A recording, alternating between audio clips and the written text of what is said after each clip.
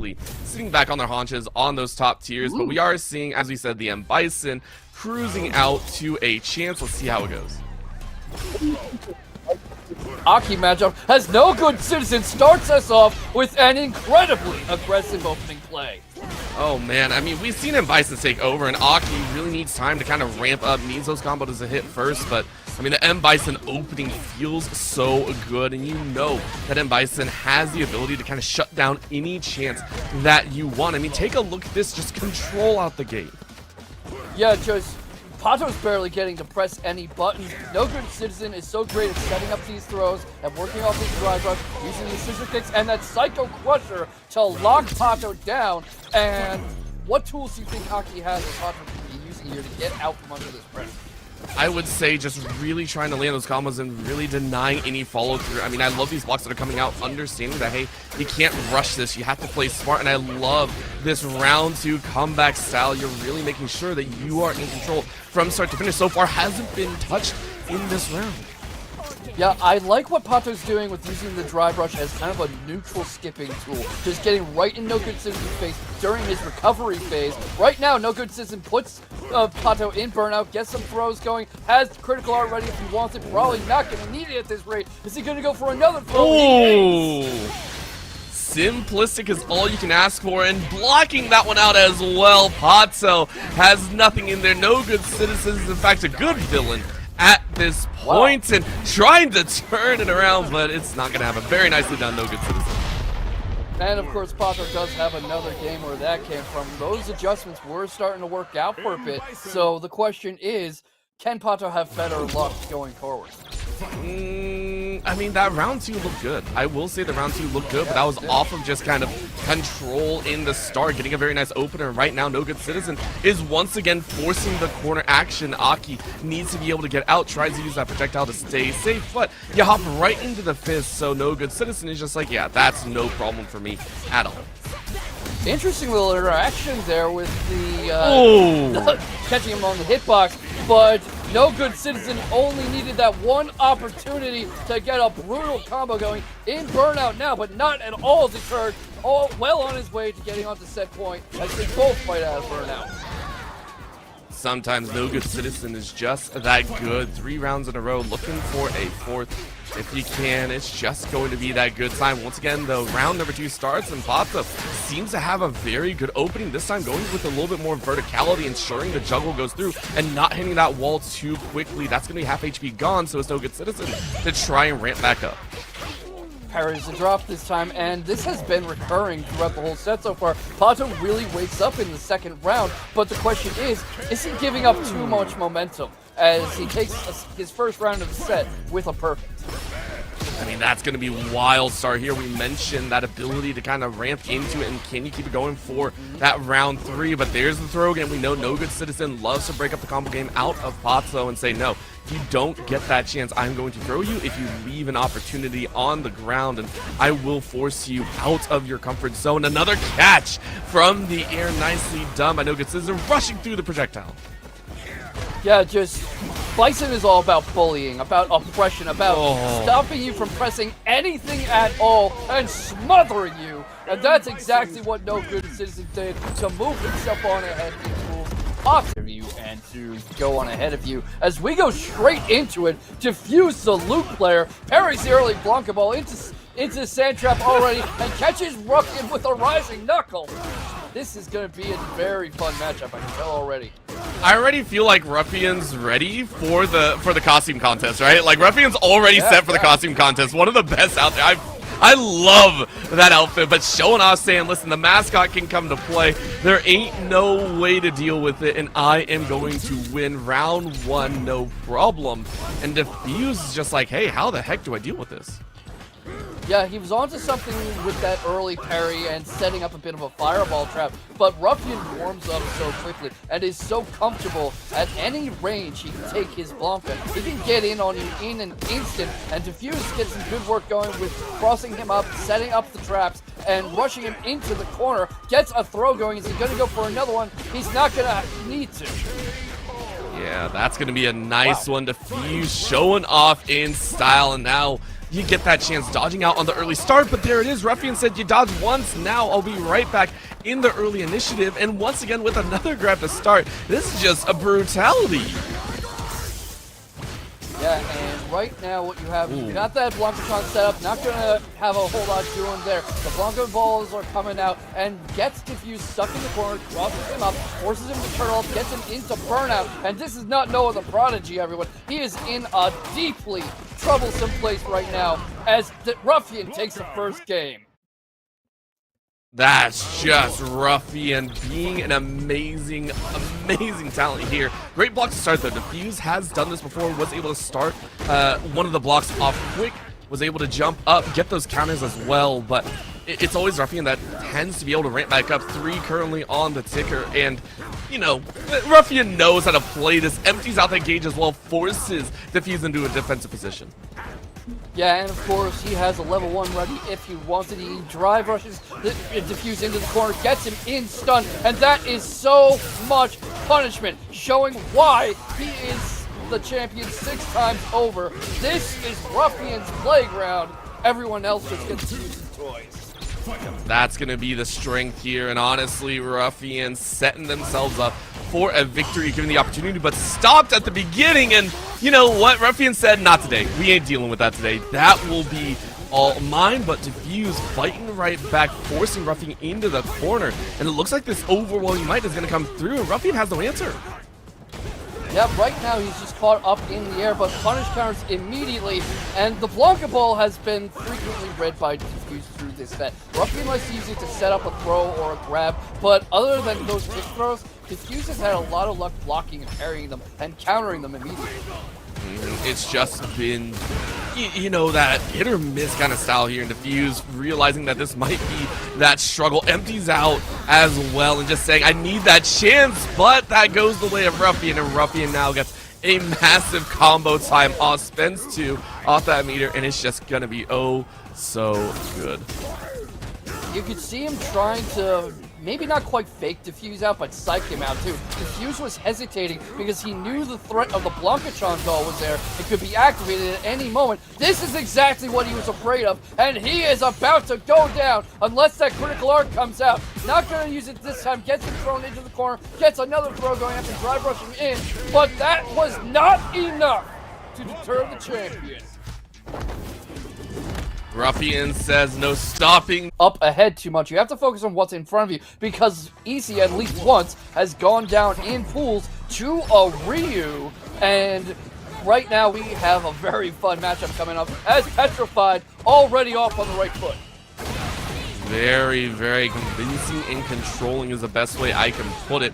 This is going to be a chance, but already both players now standing back saying, okay, how bad can this go? And what can we do to kind of deny any further follow-up? I like that wait, though. EC saying, okay, let's take this one nice and slow, and now just rush right on out. Petrified trying to block their way out of this corner, but it's not going to work as easily as you would like. Oh! Yeah, EC might be playing on hard mode if he keeps running into setups like that, but a very comfortable life lead. Both of them have level 1 if they want it, and the feng shui engine is there for EC, who doesn't need it to take the first round, but that easily could have gotten scared fast. Oh yeah, this is going to be that that taste of a problem, I should say. This is going to be once again Petrified looking at what could be another champion in the making, someone that has already touched that crown a few times, and EC knows how to work their way around Ryu. I think anyone that has won tournaments or played in 80 tournaments at least knows how to deal with Ryu, knows their fight style, and knows what they need to do to really get comfortable. That's 2 grabs in a row to be able to catch the Ryu off guard. So Petrified once again trying to fight back towards center stage. Yeah, Petrified seems to be having trouble dealing with EC's throat and dealing with his options to skip through the fireball war, to go straight into supers like this, well on his way to taking the first game, and Petrified has to figure out something back. What tools do you think he has with Ryu to stop this from Juri and EC? I think you gotta find some quick little taps. I mean, you gotta look for those quick chips in there. Right now, EC just feels kind of overwhelming when given the right opportunity. It's not strength overwhelming, it's technical overwhelming. Take a look at how EC is just playing slow, waiting for the right opportunity. Petrified needs to recognize this and you know, not only find their own opportunities, but also just Like be that, willing to like kind of that. send a gamble in. You just gotta fight it out. Yeah, finding moments like that. Not expecting the wake-up DP, though. And EC starting to come back into the corner. Sticks low. Sticks nice and low and slow. Reads the DP attempt and punishes it. And well on his way to putting himself on set point. Drive rushes straight in. Sets up the throw. Keeps the Petrified in the corner. And not letting him have the advantage. Not letting him take any momentum for himself. That is the strict play style, I would say, out of EC, really showing control and dominance. There is once again just getting that two-piece kick in. It's just so easy. And Petrified is just like, dang, how do I even deal with this? Look at EC just creating so much space, forcing Petrified to get close. And then EC is just like, hey, give me half a second. I'm going to combo out of this, and you will have not an answer at all. EC is also doing very well at reading when Petrified is going to go for a grab. He shimmies away and immediately punishes it. And right now he's eating a lot of hurt as the drive rushes come out. Both of them with level 3 if they want it. And EC just really just trying to run away. Goes for his own level 3. Catches him in midair. I don't think this is going to be quite enough to kill. But it is going to put Petrified on life support for staying in the tournament. Because EC, the two-time champion, has won the set. Just so clean, and it's just such a different. Absolutely, for those that that do follow sumo, it will be an absolute treat. We get right into it though. We're gonna get a little bit of fun. Akuma also rocking out here, as that's gonna be Sledge on the left side of your screen. Yeah, and really just feeding ZombieAzteka these parry opportunities as Tekka goes over the fireball, straight into a sweep, straight into a grab, already has 2 medals going, and crosses Sledge up, and I don't think Sledge was expecting such a fast opening. Yeah, that was, you know, these kind of like quick upstart styles. It's good, but there's Sledge sending a very hard reel through and saying, listen, you might need the medals to start things up, but I got the strengths in there overall, and that early start means next to nothing if you can't use it at all. What a catch with that uppercut. A little bit of a punish, and it's more than that. A Sledge takes round 1. You know, this is all about how you adapt and how you recover, so it's good to see that Sledge didn't get too in his own head when ZombieAzteka had that incredibly aggressive start, uses the drive rushes to stay right in ZombieAzteka's face, sees the sweep coming this time, and batters ZombieAzteka straight into the corner. Is he gonna go for another throw? He shimmies instead, baits out the grab attempt, and he is going ham on ZombieAzteka. This is like a perfect mix of what we saw earlier, overwhelming strength and technical understanding. As you said, baited out that grab, knew it was going to be thrown, and then opened up an absolute can of brutality. So Sledge, very nice on that game number 1 and looking for a game number 2 right out of the gate.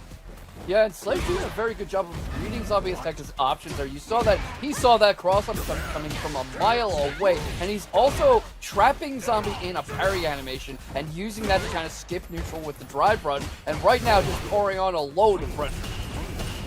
Now using those projectiles just to stay a little bit further away, waiting for the right call, and you can see there, just waiting, baited it out once again, and it's a simple time. Sledge looking at a 4-0 round score with a 2-0 game score. Yeah, this close to an immaculate set and certainly chasing that dragon, trying to make it happen. And the thing I've heard a lot with grappler characters is that the best grapplers players play their character like a character who has throws, not just a capital G grappler. So what ZombieAzteka has to factor with is that Sledge kind of knows the grappler playbook. He knows those grab attempts are coming. He knows those attempts to set up command grabs are coming. And right now goes straight into the super to finish things off and takes an immaculate set. 4-0, 2-0, no trouble whatsoever. Akuma win. I would like to say Sledge had the most control in December, and his season's like the transition over to January is still the exact same. However, here's the shift to Chun-li and Rashid. These two not seen as the popular picks from December, but still very fun overall. Yeah, we saw a few Rashids here and there, but not very consistently. Obviously, you know, we always get the same few people who go very far in this tournament, and they're playing characters like Juri, Blanka, Bison, Luke, but you never mind seeing a Rashid on screen. Maybe if you're fighting against one, but it's never dull to watch. And right now, we're just seeing the whirlwind of Rashid do work in the corner, but unfortunately, it was up against the blocks. Come down here, we know Chun-Li's can do some work. What a catch, though. In center stage, Midnight realizing that maybe they're in for a world of pain. Liquid O saying, this is all I need. Once again, you're in the corner. There ain't no chance. And it's going to be a very nice little finish here. As we mentioned, the flashiness that comes out of a Rashid versus the likes of an Akuma will be very good. Yeah, and Liquid O is doing a great job of catching what MidnightIsle is throwing out, reading these cross-up attempts, but not this one! What a beautiful jump in off the fireball attempt, but gets baited into a grab attempt that doesn't work out, gets the throw tech again, goes through his own Kikoken, is MidnightIsle, and right now just trying to not have what happened last time happen. Trying to keep that Rashid ending and keep him from running wild, because if you give a Rashid a lot of room to run, they're going to take it. I mean, we've seen it before in the earlier rounds, so now it's MidnightIsle saying, okay, I have an HP lead, I can block a little bit more, I can do my work, and I just have to wait for a catch opportunity, but a little bit of burnout here as MidnightIsle has to try and build a back up. Liquid O trying to press the advantage, but you're low on HP, so you can't really have it work, and instead you're on a sliver. Liquid O realizing that they only got one chance to really make this work. Yeah, has that critical art if he wants to do a great way to steal the momentum. I'm not so sure he's interested in using it, doing his best at a burnout, and here it comes indeed. Oh my gosh, what a turnaround from Liquid O here in game one. That was by far the closest round we've seen thus far, and MidnightIsle has to be burning that oil saying, dang, can't believe that just happened. How did that happen? Yeah, that is the importance of staying mentally present, and you talk about the Shin-Gi Tai Trinity, mind-body technique, that is all a question of mind, because Liquid O saw his opportunity to use that critical art to steal the round, and took it after a little setup, and you just can't overwhelm yourself like MidnightIsle seems to be doing. I mean, this is Liquid O really coming into their own after the last round as well. MidnightIsle kind of sitting there going, how the heck do I bounce back? I mean, they're on 1 HP even so still trying to chip away, still trying to get their own, use about half, just trying to fight in as much as possible. There's going to be a grab, and Liquid O sitting very, very pretty, chases over top and uses the overhead to carry on with the round. That'll be Liquid O, just one more to go. Beautiful little mind game too, because he crosses MidnightIsle up and jumps straight over him again. MidnightIsle probably expecting him to stay in place for a while and set up a combo, right? But no, immediate second change. Right now, it feels like MidnightIsle is starting to come into their own once again, but took a little bit too wide of a swing, which means Liquid O gets the chase factor, forcing a little bit of a burnout as MidnightIsle has been in this situation before. Liquid O gonna chase once again from corner to center, waits for the jump, and now gets a lot of damage down. Yeah, that is so much damage, and goes straight into his super art that catches him on the way down, and that should be enough for Liquid O to move on ahead. It's not quite, but look at that burnout. Look how little health there was, and MidnightIsle was wide open for that tornado. Thinking through it, he finds he can't answer the question, and we're gonna see a question answered. Can InsanityVeins answer the question of how to stop the champion? And with a Kimberly, no less. This is a character I haven't seen in a decent amount of time here. And for Ruffian, I think just does not care. Either two grabs very quickly on and forcing Insanity into the corner with a quick little mix-up, dancing above some of those big challenges right out the gate, but a nice reversal puts Insanity into prime control, forcing Ruffian to try and take a defensive position. And we don't see Kimberly very often, and I have to wonder if a bit of matchup unfamiliarity is concerned. Maybe Ruffian hesitated for a moment and was like, hey, how do I play against Kimberly again? Oh. Looks like just like that. Yeah. That's looks just like that. That's kind of what you want to do, actually. You know, that's about right. Oh man, Ruffian saying no big worries, maybe not as fast paced as they started off, in their previous matches, but still that same control, the Blanka covering a lot of ground with those same grabs, and all of a sudden you see Ruffian say, this is how I play this matchup once again. I will be in control. I will be all in your face. And look at that juggle. Insanity on a single sliver, and Ruffian finishes it off. Yeah, finished off that game with a level change, faking out which direction he was going to go. I think Insanity thought he was going for a cross-up, so he turns around to block in the wrong direction and gets hit from behind, but reads the jump in, gets parried, gets grabbed off the parry, and Ruffian uses the drive rush to get straight in and put him in the corner again. I mean, that is just chaos in the making. And Ruffian just saying, I don't care what you're going to do. Insanity has got nothing. You can see just a single tap is all it's going to take to finish off. You are in burnout, but honestly, I don't think Ruffian cares too much. All you need is a single hit. And that single hit can come at any point. Granted, Insanity is really forcing the issue. That stun's there, and can Insanity come back with the 1 pixel? Certainly giving it the college try, and might be about to take his first round of the set. The champion has played. Round 2. Fight. What a turnaround right there. Very, very nicely done. Even in a stun moment, InsanityVeins said that's a perfect time for me to reverse. That is now twice we've seen these reversals come out here, and that ability to stay consistent, to stay cool under pressure. And Ruffian now eating a lot of that damage back. InsanityVeins, though, remember, they're already down 1 game. They have to play this one careful. Nice little toss.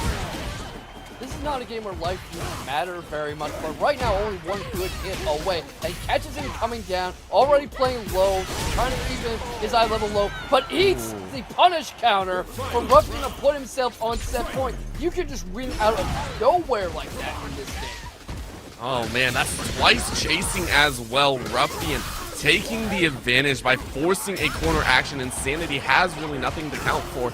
Gets a sliver, but still forced right back in. Was trying to parry their way out and keep themselves safe with those blocks, but Ruffian is covering high, low, and mid. Ain't no challenge, but there's going to be a huge hit just to try and create some space.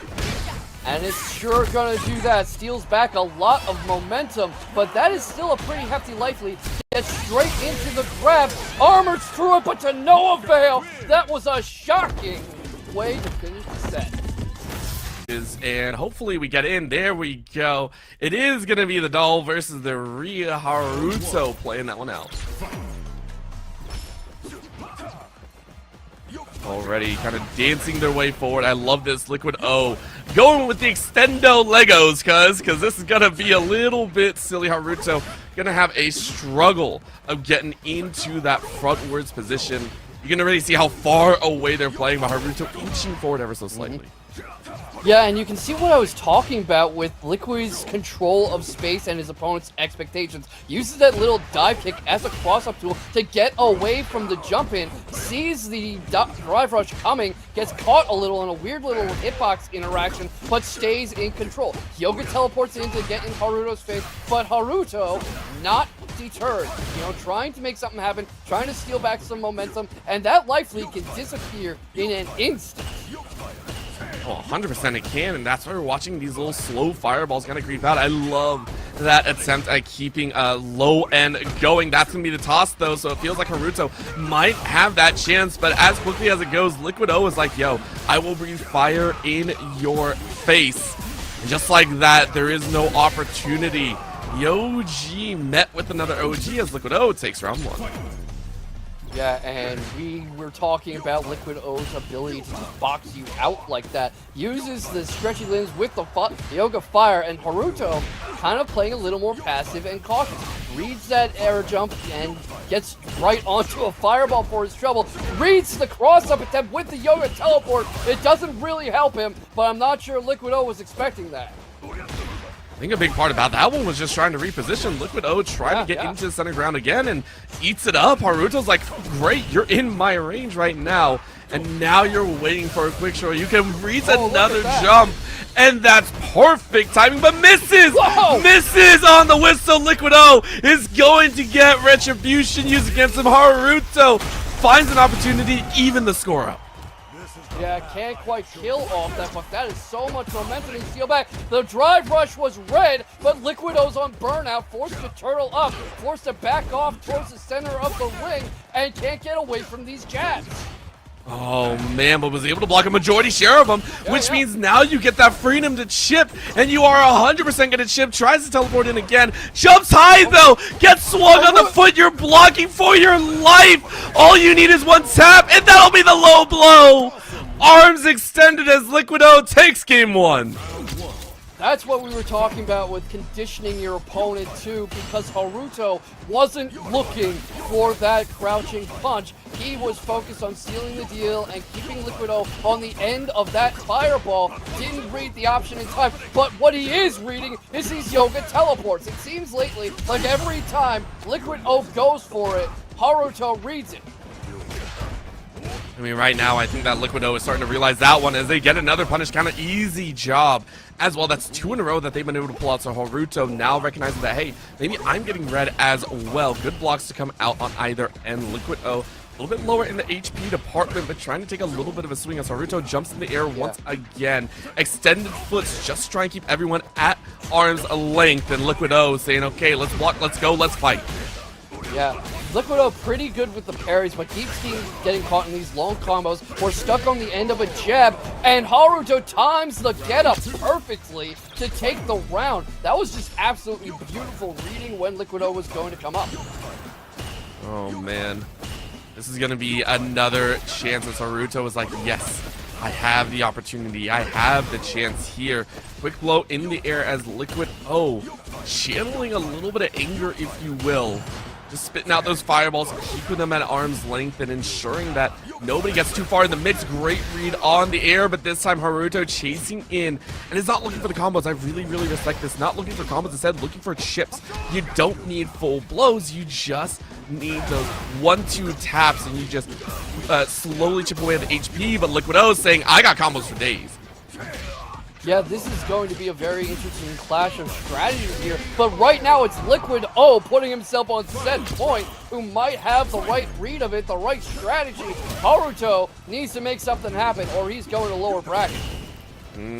Sometimes you gotta keep up with the times here. Gotta make sure that you're ready to play. And right now, Liquid O is saying, maybe I wasn't as ready as I thought, but I'm still good to go. Game up, rounds even, and Harouto recognizing that they gotta pull a little bit of a miracle out, ready to chase, jumps in with that kick, but answered back by Liquid O's swinging arms. Yeah, Liquid O tries a bit of a drive rush, drops the idea pretty quickly. Yoga teleports in, gets him on the other end of the Yoga Fire, and Haruto's very good at parrying these, very consistent parries. But what Liquid O is doing is he's using the parry animation to trap Harouto in place, and here it comes! Liquid O gets the kill! KO through the fire, sending a little bit of happy thoughts their way. Liquid O falling to the lower bracket, and they will be facing off, I believe against the likes of Malvenom, but we hard-headed into the BO5s. Let's get it. We get to see Hakoian. I'm so sorry for butchering the name, but we get a Ken. We get a Ken. Yeah, and this is going to be an absolute car crash of a match to start off the top 8. Hakoian on the Ken and blocking the Blanka ball set, goes straight through Ruffian and takes an early life lead, but loses the momentum as swiftly as he got it. Welcome to top 8, everybody. The defending champion trying to keep his crown. Oh, and punish counters stopping a lot of what the Ken wanted to do, and now Ruffian gets freedom to juggle, jumps forward, another counter to come in, plus the grab, reading everything, and then some, even reads a second grab behind, and that's going to be the round to Ruffian. I mean, Ruffian is just so good at those reads and the split-second reactions, too. The perfect parry doesn't really get Hakoian anywhere, and he's fighting a little slow, but drive rushes through that fireball and doesn't get anywhere from it. I mean, RUFIANmx can just switch the momentum on you so fast. I honestly feel like Ruffian knows this matchup inside and out. That is now the third punish counter that we've seen in a relatively short span. It's just been overwhelming might in their favor. RUFIANmx now looking for even more brutal action as that's from corner to middle to corner, and it was just well done. RUFIANmx taking game 1 in style. Yeah, definitely, and Hakoian was definitely in the fight a few times there, but Ruffian is just so good at adjusting his game plan and making it work. And you see him do that again, that style of his, where he uses the Blanka ball not only as an attack, but a way to skip neutral, to steal turns. And Hakoian returning the favor with the drive rush off that perfect parry. Oh, using the fireball to break things up once again. Knew that the ground coverage was going to be real, so now forcing the Blanka into the corner. We mentioned this is one of the few times that we've seen Ruffian get caught in here, and Hakoian saying this is all ours, and that's the quick swap that you needed. Ruffian knowing how to get out of that mix and said this is perfect. Now rushes in a little bit further, just needs one good blow, but a punish counter to come out for the Ken might lead to some good damage, but in comes the electricity themselves as Ruffian is saying you have no gauge, you have no opportunity. Now this is the read back in opportunity. I mean, good way to get out, but Ruffian has that slide whenever he wants it. Oh! There with that DP. Why would he do that?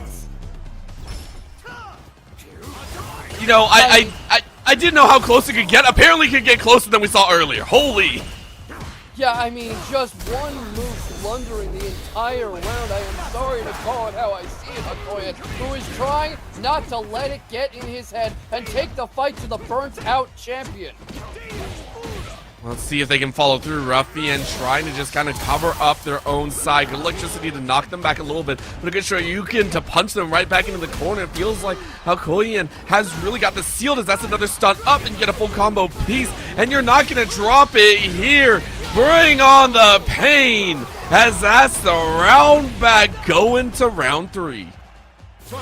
This might be one of the first final rounds we've seen all night. It has been very bad. It's been a lot of games where one person's doing all the driving, and Hakoian definitely not going to let himself go down that easily. Gets a punish counter from the drive impact, sends him all the way into the corner, but we've been talking all night about how good Ruffian is at recovering. I mean, we haven't seen it for the last few rounds, but honestly, it's starting to come back to them. This is going to be the corner catch, and it's once again a chance and a half. Punish counter to come out, swaps positions once again, electricity to be burst out if you can land the damage, but RUFIANmx lands very little there, so Hakoian reading through that burst, but unfortunately the base is too good. RUFIANmx 2-0 here in Winners Top 8. Yeah, and Hakoian at several points there on the right track, so it's going to be a question of if he can keep that momentum going. But of course, RUFIANmx very used to fighting Kens. I mean, it seems like everybody plays Ken. It seems like everybody on ranked is Ken, and RUFIANmx fights a lot of very strong Kens, not only here in Breakout, but down in his native Mexican scene, where he's in World Warrior qualifiers against the likes of Uriel Valorio, for example. So, someone very used to this matchup.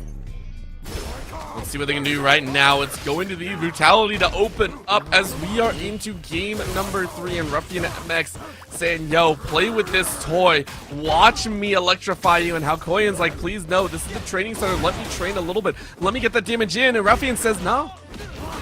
That was an interesting thought there. I'm not sure what Hakoian was going for. You saw Ruffian kind of bait out a grab attempt, but runs himself right into the drive impact. And right now, Hakoian trying to do the driving, not going to get a chance. Ruffian almost perfect to put himself on set points. Oh man, all you need is one more catch, and Hakoian realizing that their back is against the wall opens up with a nice little combo, but you need more. Chases in, catches Ruffian jumping, but not much more than that. Hops over, quick little 2-piece, and then the leg hook into the full drive. Look at this damage to come out. Ruffian in a world of pain. Yeah, but recovering from it beautifully, even in burnout, forcing Hakoian back, gets out of the corner masterfully, uses the Blanka ball, misses the grab though. Hakoian with a world of hurt. Ruffian has his critical art, but probably not going to get a chance to use it. Forces some distance, uses the Blanka jump, but misreads the moment. Hakoian puts himself on the board again to keep his tournament alive.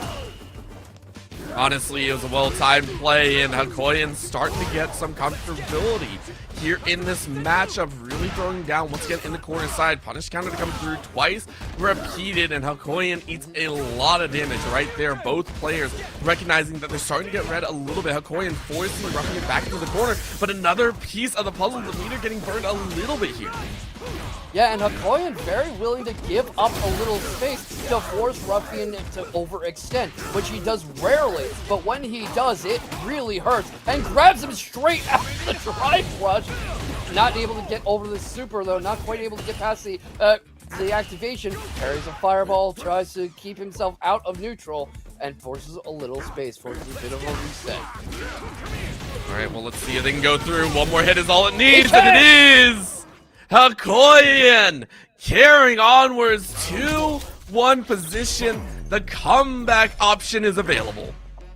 It certainly is, and I think this is our first set not to be a straight washout by the winner. You know, this is the first time one person's gotten another game on the board, and Ruffian not wanting to let Hakoian enjoy his newfound momentum gets a bit of a throw loop going, and it keeps him in the corner. Is he gonna go for another one? He does, using the jumping kick to set it up. Is he doing it again? He does the jump kick, but avoids the grab this time, and that might have been a costly error.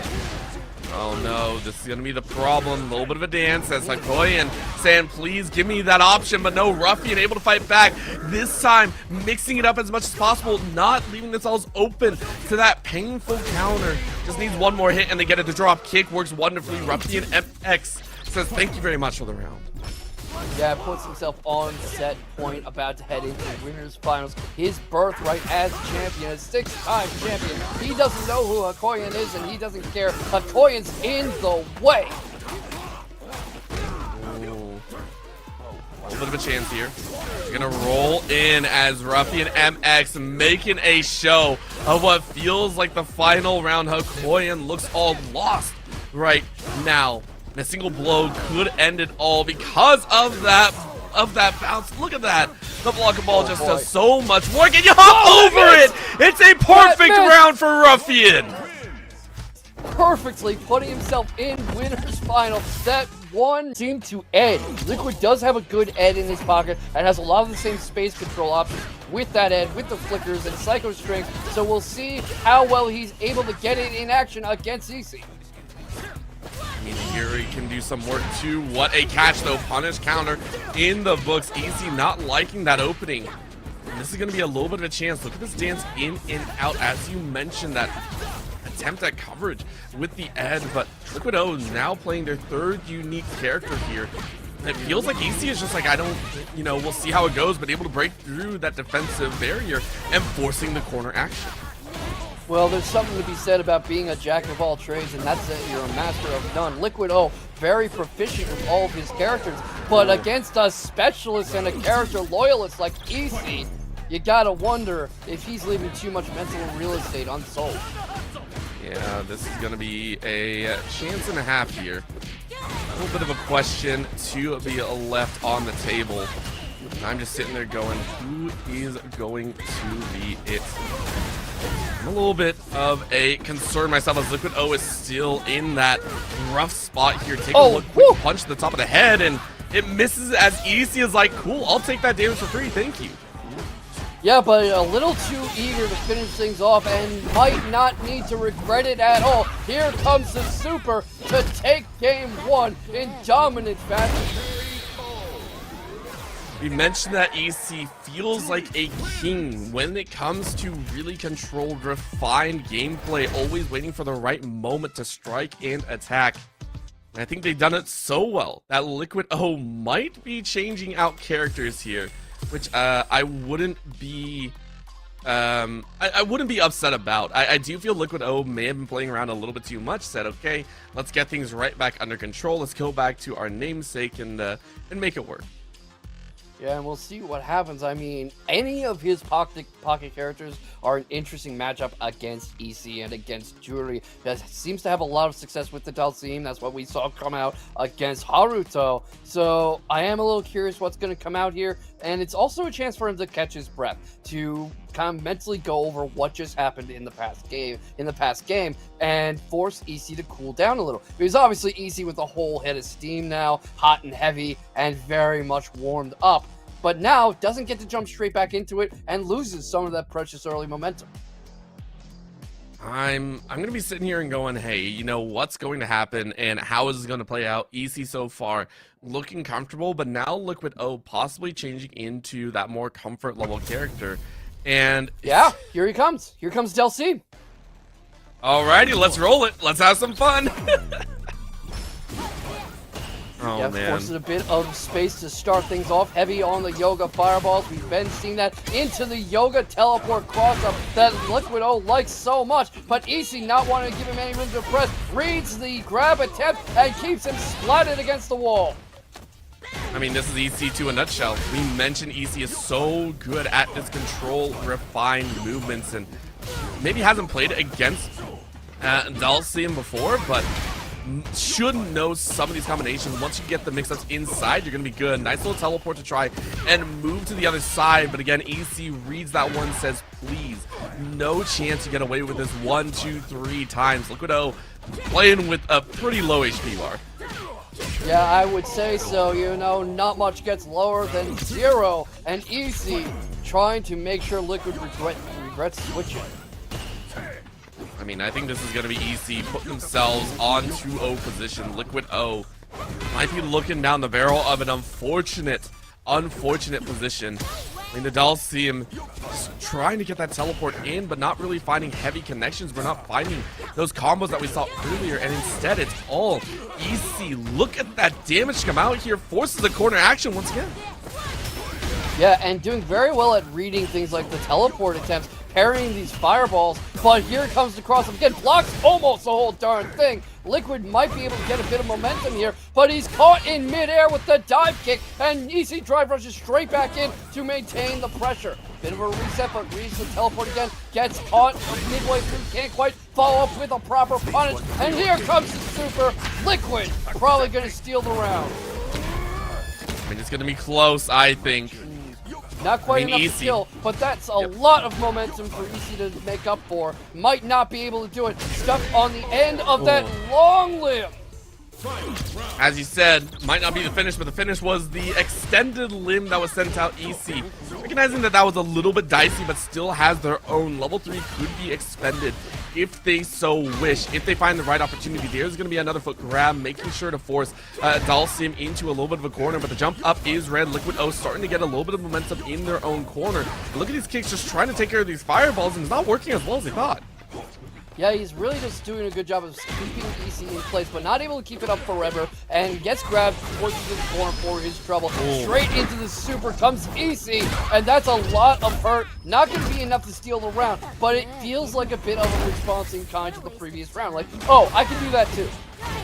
Oh, 100% it was a response. 100% it was a response because EC knew that they have the round advantage, and they take it. 2-0 here. One more game to finish it off, and we might have our winners finals locked in. I mean, Ruffian versus EC is a matchup we have seen time and time again. It has been grand finals at least once. You know, the two of them are recurring champions, between them most of the championships in Breakout Series, and also training partners who spar at least every Friday on the same team. And right now we are trying to get into the match. We're trying to spectate the matchup and see what adjustments Liquid O can make. I think Liquid O, I'm not liking. I'm really not liking the Dhalsim and then some. I want to see that comfortability come back. I want to see that true comfortability come back, not mixing it up with all these different characters. I understand you have a good Ed. I understand the Dhalsim is good, but I mean, they don't look as comfortable as before. Right, so for Liquid O, I want to see going all the way back to the previous. EC looks way too good right now. You gotta bring your OG main to the table. Yeah, and it's going to be a big question of how to avoid EC's pressure, because the mix-ups with Dhalsim just aren't working. The Yoga teleports aren't there. The aerial evasion is being read like a book, and it's going to be a question. Like, EC's just playing so fast and so controlled, and that's interesting. He's sticking with the Dhalsim. He's clearly seeing something us commentators are not. Well, you know what? I've said it before and I'll say it again. I love being proven wrong. I love being told I am wrong and proven wrong in many angles. So Liquid O is going to try their best, but EC is like, nah, we're going to prove you guys right. Look at the control. This time around, it feels like Liquid O has no shot at responding so far. 50% already taken away.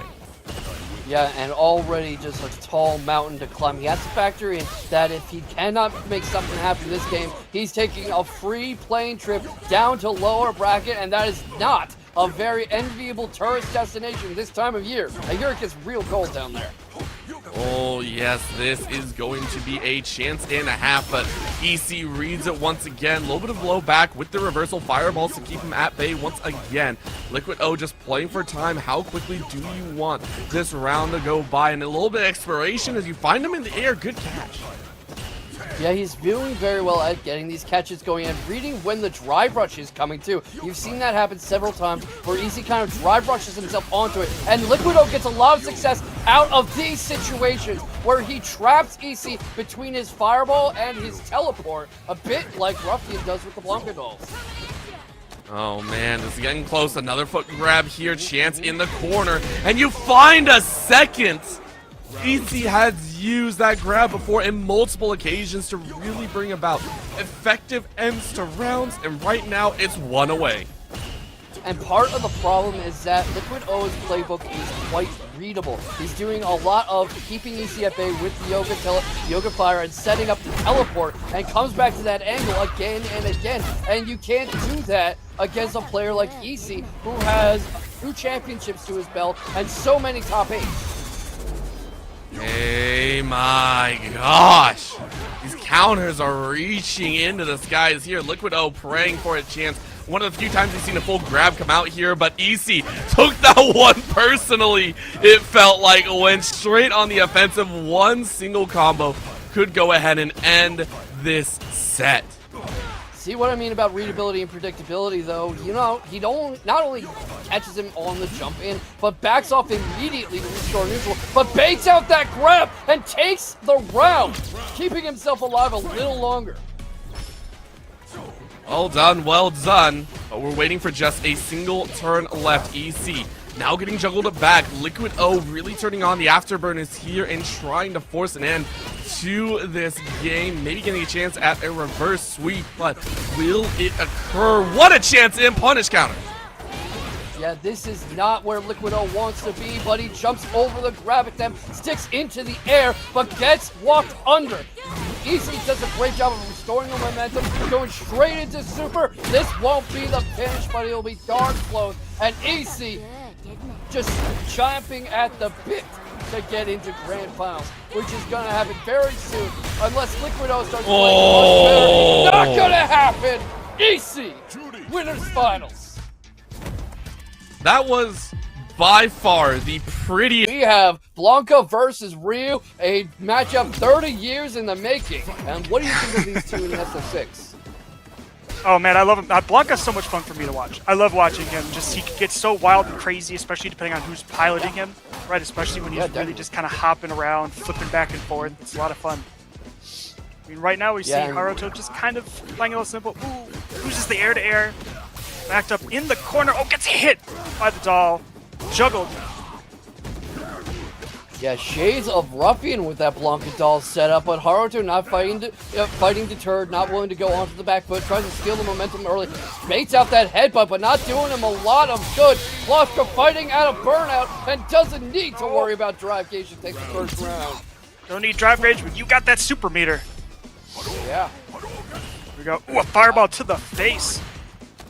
Yeah, but drive rushes straight back in and uses that to set up the throw attempt, and gets right back on top of Harouto, who was seeing that coming with the crouching jab, but the EX Blanka balls are right there. These two are not slowing down for anything. No, this is just constant back and forth. Closdra taking back the momentum here. Ooh, with that crouching heavy punch, trying to find someone just using these big normals, but no, Harouto with the fireball taking it back. Ooh, and the jumping goes unpunished. Yeah, and what Harouto's been doing all tournament so far, we saw this in his last match, is a very calm, defensively responsible style where he tries not to go above his skis, where he tries not to overextend. The problem he faces sometimes is he gives up too much momentum in that process, but right now, he's about to take the round from Closdra. Oh, love those last second drive impact responses. Oh, so great. Same. Closdra coming in straight off the bat with the drive rush. Coming in, getting the throw, taking the pressure, staying on top, but Harouto playing defensive. Doing a little bit of poking, Harouto, lands the anti-air. Yeah, gets the back throw for trouble. He tries to drive rush in, but gets a whole lot of punishment for his trouble, and not able to get out of this corner. Oh, Never mind. Harouto there, just throwing it back in the corner. Oh, stay in there, get thrown. Closdra trying to just poke his way out, taking it back to the mid-screen. Yeah, what Harouto's doing... Stock. Yeah, he's trying to take stock, as you're saying, and goodness. a lot of what he's doing is trying to trick Closdra into pressing something. Several points, you'll see him step back just enough that Closdra will whiff, and he comes straight back in. And that's why they're dancing back and forth like this. They both know that's coming. The drive rush is what's going to break the stalemate, but Haruto's coming up ahead. Oh, checks the drive rush this time. Come in with his own big combo, sending Closdra in the corner, closing out the match with the level 3. I mean, Haruto, he's just so good at baiting Closdra into pressing when he shouldn't, and has that response ready. It's like he's got him on a timer. I mean, it's like we're saying that defensive style, that really just being super patient. So patient, just like, I know you're going to come at me, I know you're going to come at me, I'm going to wait as long as it takes. Yeah, goes for an early jump in, gets right in Closdra's face, goes for a grab that doesn't get anywhere. Drive rush is in, but he's caught, blocks the drive rush in return. But here comes the low punches again from Closdra, using them to open him up. Ooh, using the block ball to get in, sneak it, jumping over that attempt, getting the throw in, getting him in the corner. Oof, Harouto trying to jump out, making something happen. Yeah, but whiffs the grab attempt from Harouto fighting out of the crowd. Gets a sweep going, gets the cross up, baits into the grab from those parries, from those blocks, and keeps him stuck in burnout in the corner. Both in burnout. If he wants it. Yeah. Blocks the level 1, gets the punish. Harouto taking this first round. Harouto getting a lot of good work at fighting out of the crouch and getting the sweep going in this set so far. Yeah, doing a great job getting Closdra into the corner, then keeping that pressure on and just making those correct reads to just keep his pressure going. Yeah, and you can see him continuing this shuffle back and forth, this kind of very neutral, heavy, footsies heavy style. Closdra gets the cross up going, but Harouto very quick to respond to it, and it's a question of can Closdra consistently stay in. You see Closdra getting in now. Ooh, baits out. DP blocks it. Big punish, big juggle into the corner. Waits, wins the air-to-air. Keeps it going, activates level 2. We're going to get silly. Oh, yeah, and with the bad drive impact. That looked like Harouto isn't familiar with that attack and thought it was over. Yeah, I think he thought it was done, and no, it was not done. It was not close to done. But Harouto with just a little pixel and a prayer, but not enough. Closdra taking his first round of this.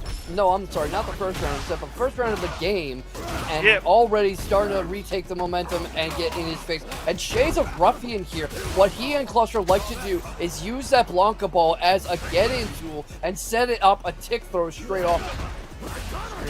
Landing the forward heavy punch. Ooh, overhead does not find ground. Ooh, trying to cross up, keeping Harouto in the corner.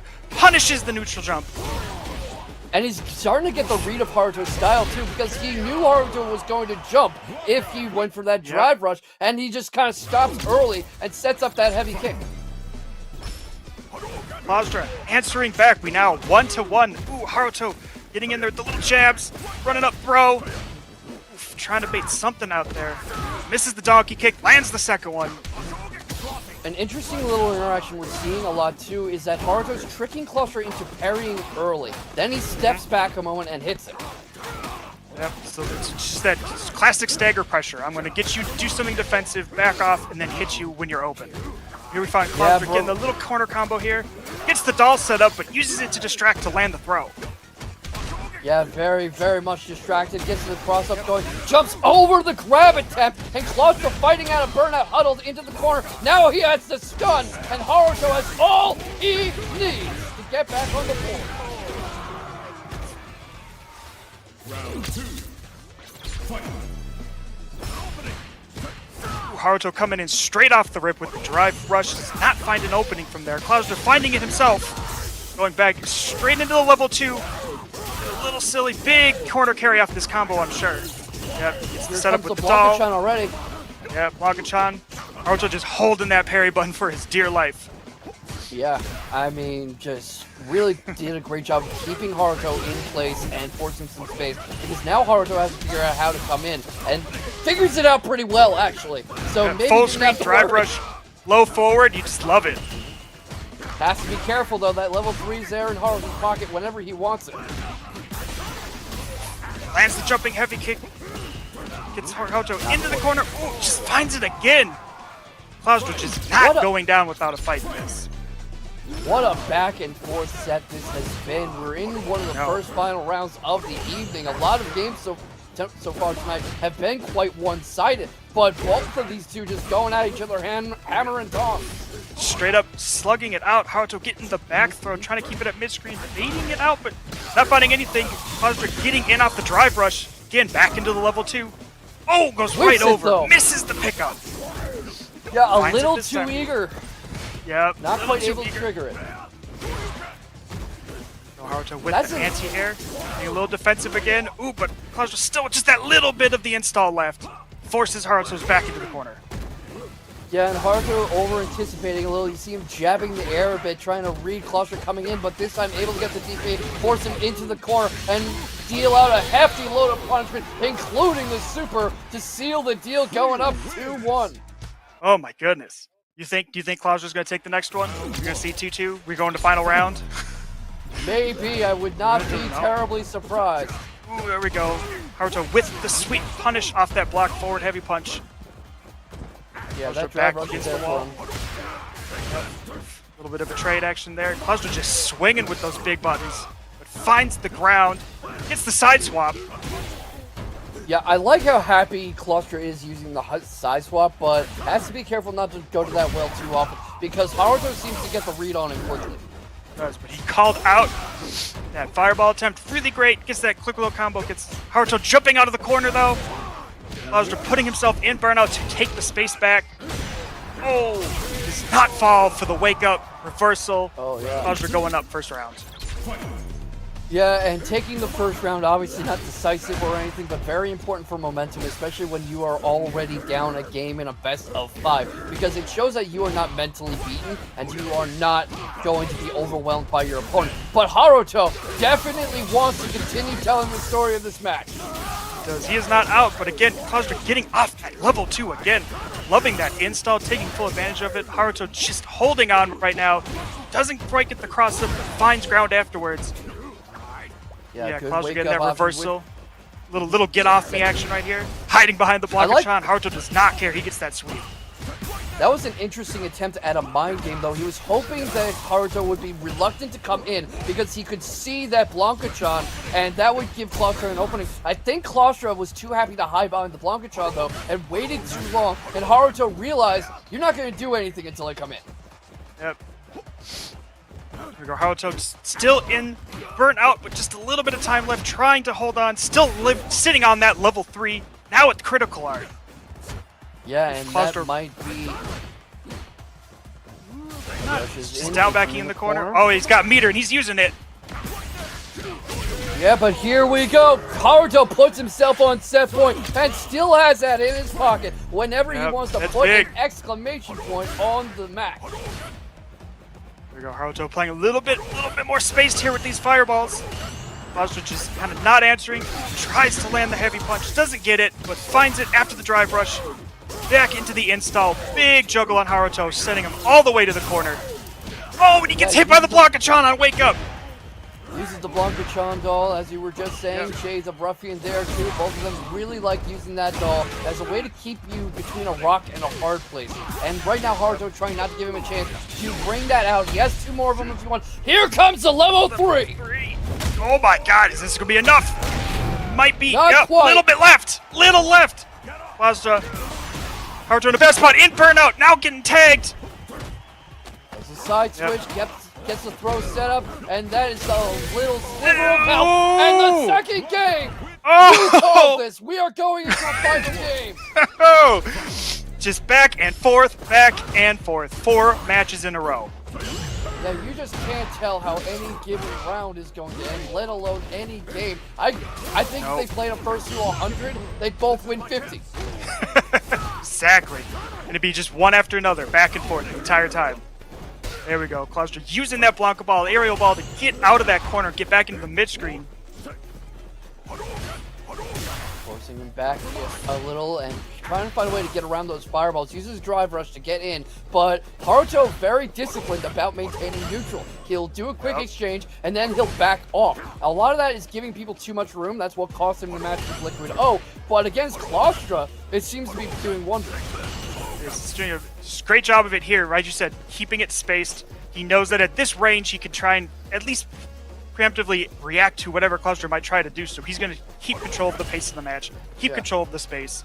Slowly walking Closdra back into the corner.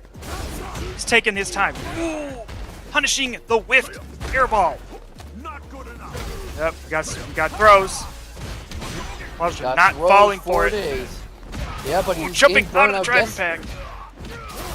Comes out of it, gets him stuck in the corner, tries to fight out of burnout. They both have level 2 if they want it. That's now critical art for Harouto. But Closdra on set point. Harouto did not think Closdra would get this far, and now staring down the barrel of going home, but doing a game effort of fighting out of it. Both have level 3 if they want it. Yep, just both sitting on a lot of resources at this moment with a lot on the line. Yeah, you saw this interaction a game or two ago too, with using the Blanka ball to Blanka-chan to kind of hide behind it and keep Harouto guessing, keep him from getting coming in. He's looking to set that off. Whenever Harouto comes in, sets it off there again, uses that to try to change the eye levels, but Harouto, very defensively responsible, blocks most of that exchange. Yeah, Closdra basically got nothing almost out of that install attempt, right? Where they're back at mid-screen, just a little bit of damage on Harouto. He blocked so much of that, and he gets bounced off the wall. Closdra at low life. Yeah, and Harouto has that level 3 if he wants it. You know, throws him out of the corner, manages to drive rush in, gets Harouto in burnout. He's backing off a little. He's a little wary of Haruto's options. Harouto has shown him so much so far. Backs away to get away from the jump in, and right now Harouto fighting out of burnout. Has level 3 if he wants it, but the level 2 is right there looking tempting for Closdra too. And remember, Haruto's one bad interaction away from going home because Closdra's the one with tournament with set point. He's still sitting on that install. We've got the Blanka-chan to watch out for. Harouto just holding on. He's out of burnout. Chip is no longer a problem. He's still sitting on that critical art. Probably hoping he can hold on to it because he wants that for the next round, but if he needs to, he's going to cash out. Yeah, and that is a little bit of health, but they both have low enough health, and they're both running out of time. So you're going to see one of them pick up the pace. Closdra tries to drive rush in, but eats a fireball, and now it is mutual set points. Oh my goodness. Final game, final round. There we go. Harouto checking the drive rush. Into the crouch punch, and you know, we were talking about Harouto sitting on that level 3 and on that critical art for when he needs it. I would not be surprised if he's going to keep that until the moment Closdra's health is exactly low enough to kill. Exactly. Putting himself into burnout right now, but still kind of staying offensive here. But nope. Backing up, jumping away. Yeah. Keeping space. Closdra kind of afraid to go in, but gets the slide. That's why it's important to condition your opponent and to play these mental games and get in their head. Because Closdra hasn't really used that slide much up until that interaction. And look how much damage he is inflicting on Harouto. This might be enough to put him ahead. He has level 2 if he wants it. Puts himself in burnout, crosses him up, gets the throw off the mix-up, has him in the corner, and that is going to do it. The throw sends Harouto home! Closdra moving on ahead. That corner pressure was just unrelenting. He got have to come over 60 people to win tonight. And that is just so taxing. Plus, again, you're to look at timing, right? This is Friday night. You know, you've had a long week. You've been working all week. You're maybe a little mentally tired, and you're coming in. It's 9, 10, 8 o'clock, depending on where you're at. Pretty late, but now we're getting into it. Yeah, and this is a bit of a classic matchup already. The Ken versus the Luke. Shades of Street Fighter V Final all over again. The Modern versus the Classic. And Isabella with an incredibly aggressive start but Triumph finds the perfect moment to throw her into the corner. Yep. Oof. Quick little standard combo. Go getting the throw. We're going to see some throw loops. Yeah, we got throw loops. We're going to go for another one is the question. Not going to get a chance. Ooh. And the wake up super lands. Yeah, Both really players putting back Triumph. at the mid-screen. Yeah, definitely getting some restoration of neutral. Uses the drive rush as a way to cancel out, throws him back into the corner. But I'm not sure what she was thinking with that heavy kick, but it did not work out. Probably thought Triumph would rush in, and right now with Triumph in burnout, put down, and Isabella takes the first round in truly back and forth fashion. Truly. Both players playing a little bit of that long-range fireball game, but ooh, Isabella with the jump out over the sandblast, throwing Triumph into the corner. Ooh, punish counter on the attempted parry. Yep, we'll see if she goes for another throw. Not going to get the chance. A crouching punch breaks up the momentum. She keeps him in the corner, though. Keeps Triumph from coming out. Triumph not really able to figure much out. And you see Isabella going low a lot with these sweeps, these crouching kicks. And Triumph has a hard time not getting jammed up. But finally out of the corner, drive rushes out, gets a painful combo going, but drops it at the last moment. Wake up super in his corner. Here we go. Triumph still fighting on. Got that little bit of life left. Taking a little bit of stock what's going on. Both players just poking at each other, feeling each other out right now. You can tell that these two are very evenly matched. It's just an incredibly back and forth first game. Nope. Isabella finds the punish off of that blocked charged heat knuckle. Seals the deal. Taking it this first game. But remember, we're in best of 5 territory now, so Isabella has to do that twice more. She cannot relax just because she won one. Oh, here we go. Triumph finding the anti-air. Tries to get the drive rush into overhead. It does not work out. Isabella trying to take it back. Again, just both of them just slugging at each other right now. Throwing a lot of buttons out, a lot of fireballs. Here we go. Run up into the kick. You're also seeing that happen with Isabella a lot, where she is pressing into the air sometimes, and I think she's over-anticipating what Triumph is going to do. But right now, Triumph finds his moment to get out of the corner, but is sent straight back into it, has a costly stun going, and Isabella opens up a can of earth. Ooh, just sealing it off, taking advantage of that burnout, taking this first round. Yeah, Players playing a little slow here. Yeah, and Isabella has just done a great job of maintaining control. They trade drive impact, but eats the parry, and Triumph really likes that punish with the rising knuckle. Goes to that again and again, and I have to think Isabella is going to start figuring out how to stop him from doing that.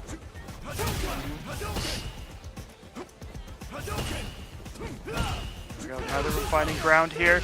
Ooh, Triumph with a little bit of that standing medium punch, gets it in there, sending Isabella into the corner, keeping that pressure on. Gets the anti-air. Nope, you stay in there. Again with the wake up, just landing those DPs just so consistently. I mean, again, playing on motor controls, so it's just like, you know, single button press away, but still doing a good job of using it effectively. Whoa!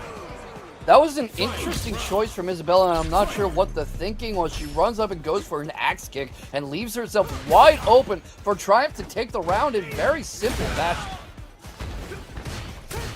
Triumph with these just OD DPs off of just little buttons, little interactions, just letting that rip. But it so far has been effective. There we go. Isabella winning the air to go with the jumping medium punch. Yeah, Triumph trying to get right in her face to start things off. Having a lot of luck with these quick little dash-ins, but not prepared to stop the back throw. Gets caught in the corner again. And Isabella again over-anticipates with that parry. Stuck in the corner and eating a lot of punishment. Stuck in burnout. Has critical art if she wants it. Probably going to be pretty careful about using it, but needs to find a way to interrupt Triumph's momentum. And Triumph himself now in burnout with the wake That's up. blocked! Level That's 3 blocked! does not land! Triumph hitting the Chicago punish just to seal it off. Taking a point, answering back. Yeah, that was just Isabella leaving herself wide open for anything Triumph wanted to do. And Triumph has been doing a good job of reading when Isabella is going to overcommit like that. Both players with just the OD reversals back and forth. Isabella jumping in with the Dragon Lash. Trying to find something, but ooh, Triumph with the drive rush to take his turn back. Ooh, blocks the wake up drive reversal. Ooh, a whiffed button goes punished. Yeah, Isabella hesitating for a moment there, eats a throw for her trouble, but gets some good work out of the crouching punches, and dives in again with the wake-up rising knuckle. That happens again and again for Triumph, and Isabella can't answer it. No, on wake up, on block, he is just letting that rip. He's just full sending it every time. Yeah, playing Beyblade at the same time as Street Fighter 6. My friend's actually a voice actress in the Beyblade franchise, so she'd be happy from the shout-out. Oh, heck yeah. There we go. Isabella getting that anti-air, keeping the pressure on, but the perfect parry on the low. Ooh, a little bit of a drop there from Triumph. Isabella punishing that with her own, but again, just with the rising knuckle. Every time. Yeah, does the job every time. Just kind of chipping his life away right now. Not really committing to anything big or damaging, but just chipping that health off. Little hits here and there, little lows that are going unblocked. But Triumph lands the throw. Second throw. We're going to get a third. One. No, not going to go for it. Rising knuckle again. I guess if it's not broke, don't fix it. Right, Joey? No, if it's not broke, you keep going. If they're going to keep pressing buttons, you just get them off.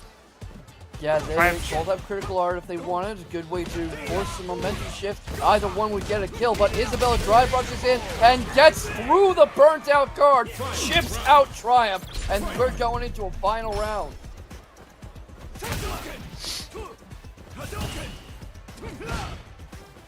Joey? Isabella really liking that run up into just the long poke on the medium kick. Just a little bit of a, I'm not going to let you be comfortable sitting there. Yeah, and that is, neutral jump. That's part of the thing too. She has given Triumph a lot of room to get comfortable, and here comes the rising knuckle again. You figure eventually she's gonna figure out how to stop him from pressing that. You'd hope. We'll see. Maybe that's how we figure out who wins this. Is whether or not that rising knuckle can be dealt with. Right now it's pretty dealt with the throw game. Yeah, the throw loops have been there right in the corner, not able to get out yet. Another throw as a punish counter, but here comes another rising knuckle. Again with the rising Putting knuckle. himself in bad position though, burn out, low life. Isabella sitting on a lot of meter, but getting the level 3 off here. Not gonna be quite enough, but give him enough time to come out of burnout at the end of this. Yeah, but of course Isabella has critical art ready if she wants to use it, and that is going to be very dangerous. Not going to need the critical art. Goes up 2-1. Nope. Big old whiff punish just to seal it off and take that point. Yeah, that's what it's all about at the end of the day. Those fundamentals still matter a lot. The footsies, the neutral control, the whiff punishes, and that's what Triumph is doing right now. Just catching her trying to press something. Has a long staple bread and butter combo going. Reads the jump in attempt with another rising knuckle, and Isabella having a hard time consistently staying in. These rising knuckles, all these OD rising knuckles are just cheering me up so much right now. There we go. Isabella with her own wake up DP action there, getting him off, creating a little bit of space, but Triumph finds it with the sandblast. Yeah, I mean, and the super late jump in, my goodness. Yeah, just good ways to throw off your opponent's timing. Kind of like throwing a knuckleball in baseball. Your opponent is used to these 100-mile-an-hour fastballs coming at him, screaming down the middle. So what the heck is he going to do with a 60-mile-an-hour knuckleball just kind of wiggling into the strike zone? It's going to throw off his whole game. There we go. Triumph coming in hot and heavy at the start of this next round. Ooh, gets the anti-air as well, keeping the pressure on Isabella here. Whiffs the standing medium kick. Gets another one going. Trying to catch Triumph coming in on something, but Triumph not willing to take the bait. Takes it for a moment there, but jumps straight back to restore neutral. Might have been a mistake. Ceded the momentum to Isabella, but catches her drive rushing in. Just trying to big of it, and there it is again. Just every time. Getting that back throw, putting Isabella in the corner. So that's part of it. It's impressive a button, but also just the timing of it. Not using it all the time, but using it when you kind of forget that option is there. Beautiful interaction there too. A little too late to point it out, but baiting out that fake parry from Triumph, who uses the super and is going to send Isabella to Memphis. We're going into another final game. Oh my goodness. We have just been these top 8 matches that we've had right now have been so amazing with this back and forth. Yeah. I'll tell you, I hope these two keep coming back because I could see this matchup 100 times. Oh yeah, there we go. Triumph finds the drive rush overhead. forcing Isabella back into the corner. Does not find ground with the jump in, but gets it off that crouching medium punch. Doing a lot of hurt right now. Baits out the parry attempt. Isabella at low life in the corner. Rising Knuckle again. Knuckle to seal it off. This time to seal it. That was compliments to the chef on that one. Yeah, chat, could we get a little pool going where every time Triumph does a Rising Knuckle, you redeem a Maturito code? I think we'd be done there's another by, one like, right the there. next match, yeah. It'd be done. They would have been done by the second match of this set. My goodness. Yeah, goodness. Triumph a little bit too late on that overhead attempt. Isabella waking up with the reversal just to punish that, but finding herself being just knocked straight back into the corner. Yeah, and throwing Triumph, out that shoulder. Yeah, Triumph on set point has all the time he needs, all the room he needs. It's Isabella who has to fight like she has something to prove. Drive rushes straight in. Has to be careful because Triumph has critical art. Not going to get much of a chance to use it because another throw, and we're going into final round. 2 final rounds in a row. Let's do this. Oh boy. These two do not want to stop fighting, that's for sure. No. They are not done. It is not over. Ooh, with that little bit of that step back into the standing medium punch. Triumph taking a little bit of damage here, getting Isabella low, landing that level 3. That's not quite Again, I I don't think, but it's going to be not enough, but Isabella in a bad spot. Still staying on that critical art, but very low life. She can't afford to just let anything get through right now. That's going to do the it! Trade! Oh! Triumph The goes to thing check the drive rush, waiting for it. Upping the game, we saw Closdra just a couple matches ago, and now he's fighting the great Hakoian. Welcome to Losers Quarterfinal, everybody. There we go, Closdra again, getting in there with that crouching. There's the crouching action, forcing Hakoian into the corner, keeping the pressure on. Ooh, does not go for the wake up. DP, a little bit of that drive impact, hoping to get the burnout, but getting it this time, and now with the stun. Yeah, and that is a bad time to be stunned, especially against Closdra, who is ready to run away with this. And this is not the kind of style that you need against Closdra. Closdra was getting very frozen up against his last opponent, but now baits Hakoian into an ill-timed standing medium kick, and that's all he needs to take the momentum. Yep, and again, Hakoian back to the corner. Closdra on top of him, throwing out the Blanka, keeping the pressure on. Not faltering yet, but getting hit by the throw. Again, holding down back a little bit too much, getting thrown out of even the reversal. Goes for it just again, not but letting up. Yeah, got a little too predictable though. Now he's in burnout, getting driven steadily back to the corner. The drive rush in to keep the combo alive, and breaks it up with a punish counter drive impact. Hakoian on a sliver of life, reads him coming in for the dragon punch, has level 2 if he wants it. The cross ups there through the drive impact, the side switch is there, but Closdra not able to capitalize until now. Takes the first game. Oof, it almost felt like Closdra was waiting for that burnout to happen. You're at low life, you're low on drive meter, you burn out. I just need to get that little bit of chance. Honestly, wouldn't be surprised. That checks out. Ooh, landing the command grab. I've not really seen that much. I love the idea of keeping that thing kind of in your back pocket, not bursting it out too often so you get too predictable here, but punishing the whiffed crouching medium attempt here. Getting the Blanka out, getting the throw pressure started. Hakoian again with the wake up reversal, not finding ground. Closdra just sealing that quick. Yeah, and there's something interesting with that interaction too, because you don't even really need to use the Blanka. You need the threat of the Blanka, which Closdra gets a lot of mileage out of introducing. He puts it out there, and his opponent has to keep that in mind. That could be activated at any time, and his entire strategy starts to shift around that fact. Oh, with the level 1 response to the Blanka ball. You'd love to see that, but ooh, Hakoian, no, but Closdra getting the jumping heavy kick. Big combo here. Hakoian just kind of jumping himself back into the corner and gets hit. Closdra going up now 2-0. Clostra's playing a lot more comfortably and confidently than he was against Harouto. What do you think is driving this change? Because it's been almost all Clostra this set. I think so much of it has just been his pressure has just been allowed to just run. There's only been a few moments where Hakoian has actually, really switched things around and tried to take it to Closdra at this, but now finding the throws, getting that corner pressure, throwing the Blanka out, and just letting it sit there. He's keeping that mental stack overloaded for Hakoian, and he's just, so far hasn't really been able to find a good way to get out of it. Yeah, this is a decent way to get out, though. Hakoian driving him back far away from that Blanka Chun-li, kind of making him wasted. But Closdra springs out of the pressure, away from the drive rush, starts to electrocute him, gets another drive rush in, puts himself in burnout. But that's all price he's willing to pay to put himself on set point. Oh my goodness, Hakoian is really got to find answers to these things that Closdra is doing. Yeah, Trying to punish with the drive rush. Ooh, but with the wake up, OD ball, not quite finding ground.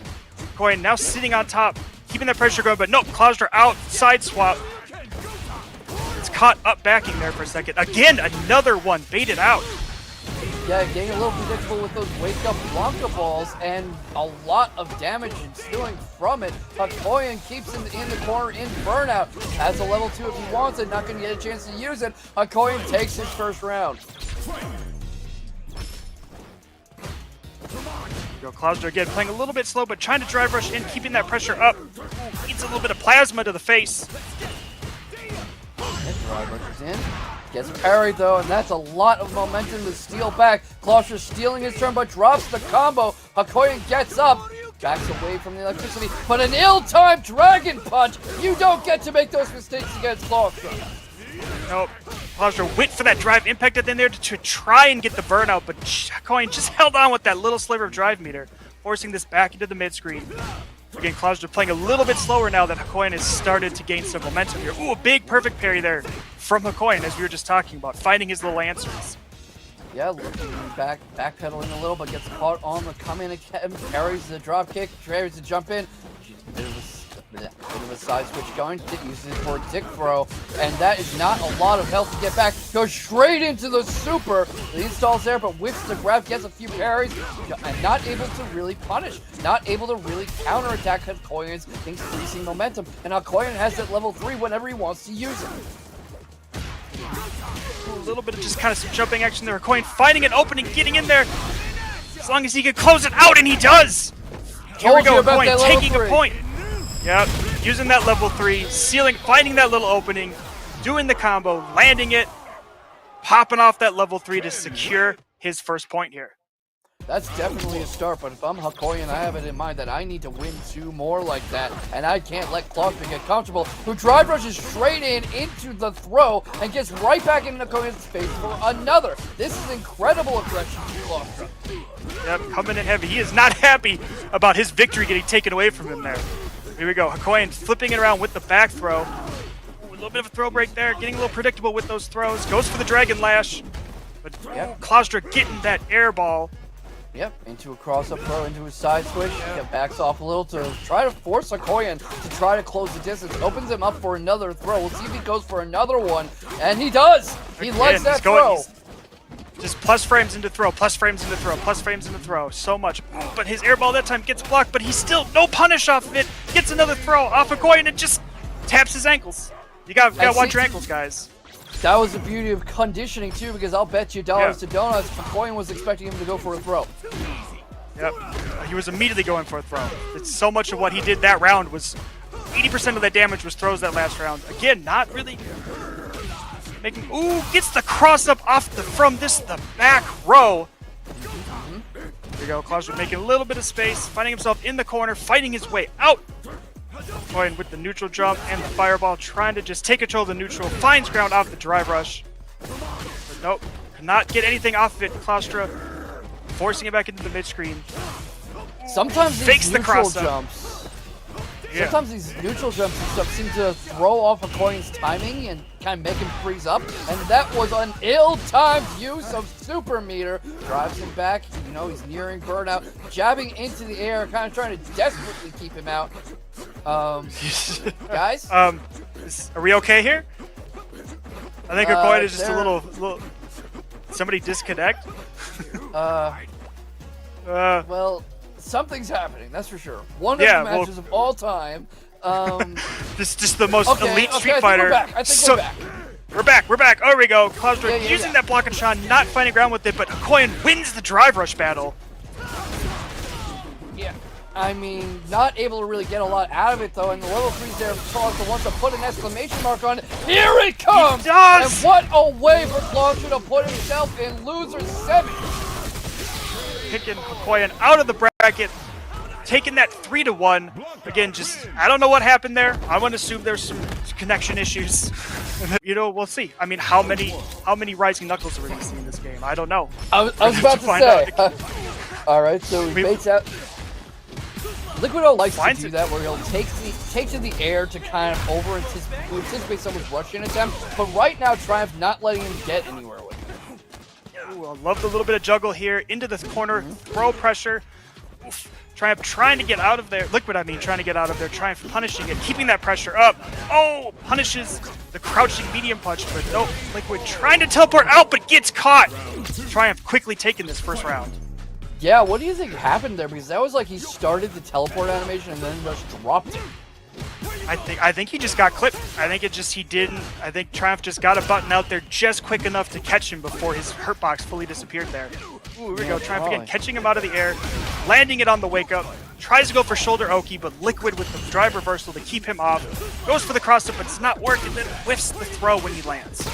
Yeah, caught off the wall, and this is one of Luke's bread and butter combos for a reason. And you can tell Triumph has been labbing this over and over, straight into the super. And that's the first game, everybody. Triumph doing a great job, especially right there, anticipating the attempted drive reversal and punishing it appropriately, right? Because as Dhalsim, Liquido does not have very many get-off-me options outside of burning super beaters. So drive reversal is a common option, and Triumph was ready for it. I'm a little surprised, in fact, that Liquido is sticking with Dhalsim, because this might be a matchup that calls for his Ed, for example, maybe even his Rashid.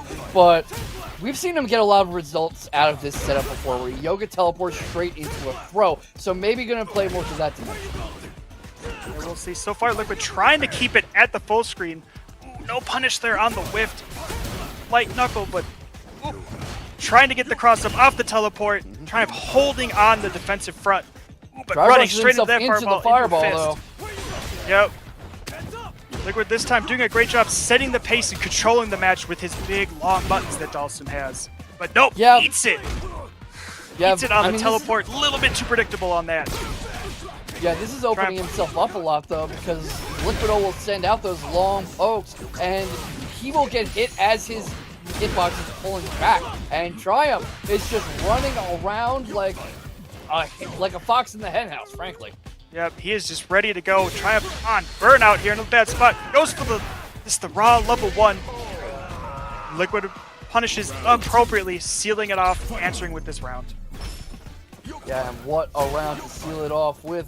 You can probably see him working off a lot more with that fireball. And not as many Rising Knuckles coming from Triumph. I'm a little surprised. No, nothing a little too crazy. Again, in good moments, anticipating the teleport and throwing it out there. Here we go. Liquid with the big level 3 here, just getting a bunch of damage and the burnout here at the start. Yeah, interesting way to start things off, but I guess if you're Liquido, you want to steal as much momentum back as you can. Gets him to jump in, has the fireball, and has the drive impact waiting for him, as well as a drive rush, and forces him back into the corner in burnout. I don't want to be here with a Dhalsim, that's for sure. Oof. Triumph again trying to, do the common Dhalsim tech where you hit the extended limbs and then try and drive rush in to punish, but he's just not getting it far enough to make that follow-up land. Yeah, and getting a lot of results out of that sort of punish counter you just saw, but this time Triumph anticipating it, has his critical already going straight for it, and that's probably going to be the round, or darn close. Not close, you're going to be burnt out in the corner with a sliver, just the sliver. What is Liquid going to do on the wake up? That's what he's going to do. Yeah. He's going to get punched, that's what's going to happen. You're going to eat a standing medium punch to the face. Triumph's speedy game is top notch. He's very intimidating in the corner. He is very much. You are going to wake up with something happening, but Liquid here really playing that long range game. Triumph not having too many answers, just kind of waiting for that teleport approach here. Yeah, it feels like Triumph knew that teleport setup was coming, but he wasn't quite ready to react to it. No, he's trying to anticipate it, but Liquid here changing it up, realizing that Triumph is waiting for that and now not committing to it anymore. Yeah, you could see him freeze up for a moment as if he wasn't sure what to do next, and he was waiting for Triumph to approach within the range of those stretchy limbs. But what he's also been victim to a lot in this set is Triumph hitting the extended hitbox. Here we go, Liquid with the big perfect parry combo into the level 3. Should be enough even with the scaling, I believe. Yeah. Absolutely. Absolutely. Sealing it off. Answering again, that's... Oof. So many level 3s we've seen so far. Quite the adjustment he's made to get back in the game against Triumph. Yeah, especially after that first game where Triumph came in hard and heavy and Liquid was just not able to create the space that he needs to get what he wants started. Now he's managed to figure it out, find his way, but there we go, a little bit of the light knuckle there. Waiting for the Triumph, Liquid just floating in the corner there, Triumph waiting for him to come down. Jumping around a little bit, playing some leapfrog. I think what he was hoping for was throwing off Triumph's timing and his momentum with that float, and it seems to have done a bit of the trick because now Triumph is stuck in burnout and wasn't able to do much against that teleport setup that Liquid has been coming to again and again. Here we go, Triumph with the wake up OD knuckle. Whoa! Oh, I love that momentum stop, charging up the knuckle, staying out of range, and then landing it in. Triumph is doing a great job of varying up his timing such that Liquido can't get too comfortable with these counterattacks. He's baiting Liquid into going either too early or too late. There we go, Liquido finds a little bit of space with that drive reversal. Triumph back in burnout. Low life, burnt out, bad spot, eating heavy kicks to the face. Manages to land the level 1, but not quite enough. Liquid putting himself into burnout now. Yep, trying to survive burnout and catches Liquid trying to come in. Liquid tried to walk him down and wasn't anticipating the super coming out. I don't think he thought Triumph could do that. Nope, I don't think he was anticipating it, but here we go. Liquid creating that space, getting that long throw that Dhalsim has, going for the teleport setup again. Triumph jumping out of there, trying to jump in, but eats the crouching heavy kick to the face. Yep, throwing out the sandblast, trying to get it in. Ooh, drive rushes into the standing heavy kick. Yep. Misses the grab though. Rising Knuckle comes out when he needs it, straight into the super. Not sure it's going to do a lot of good against Triumph. It's not. Throws him straight out of it and goes through the iframes, so didn't even get any damage for his trouble. Nope, kicks him out of the Yep, got the rising uppercut. Ooh, a little bit holding that parry too much. Liquid punishing that with the throw. Oof. That feels like it's so far away. No, I think it just sticks. Those extended hurt boxes, they can hurt sometimes. Yeah. I think so. One of the Triumph in burnout with. sure. Yeah, I'm loving how Triumph is staying on that offensive there for a little bit. Oh! I think he tried to do something tried to hit him out of the air, not anticipating the teleport to bring Liquid underneath him. What he was doing was he was baiting out a button, any button, and then he was looking for the window that button was still animating to teleport in.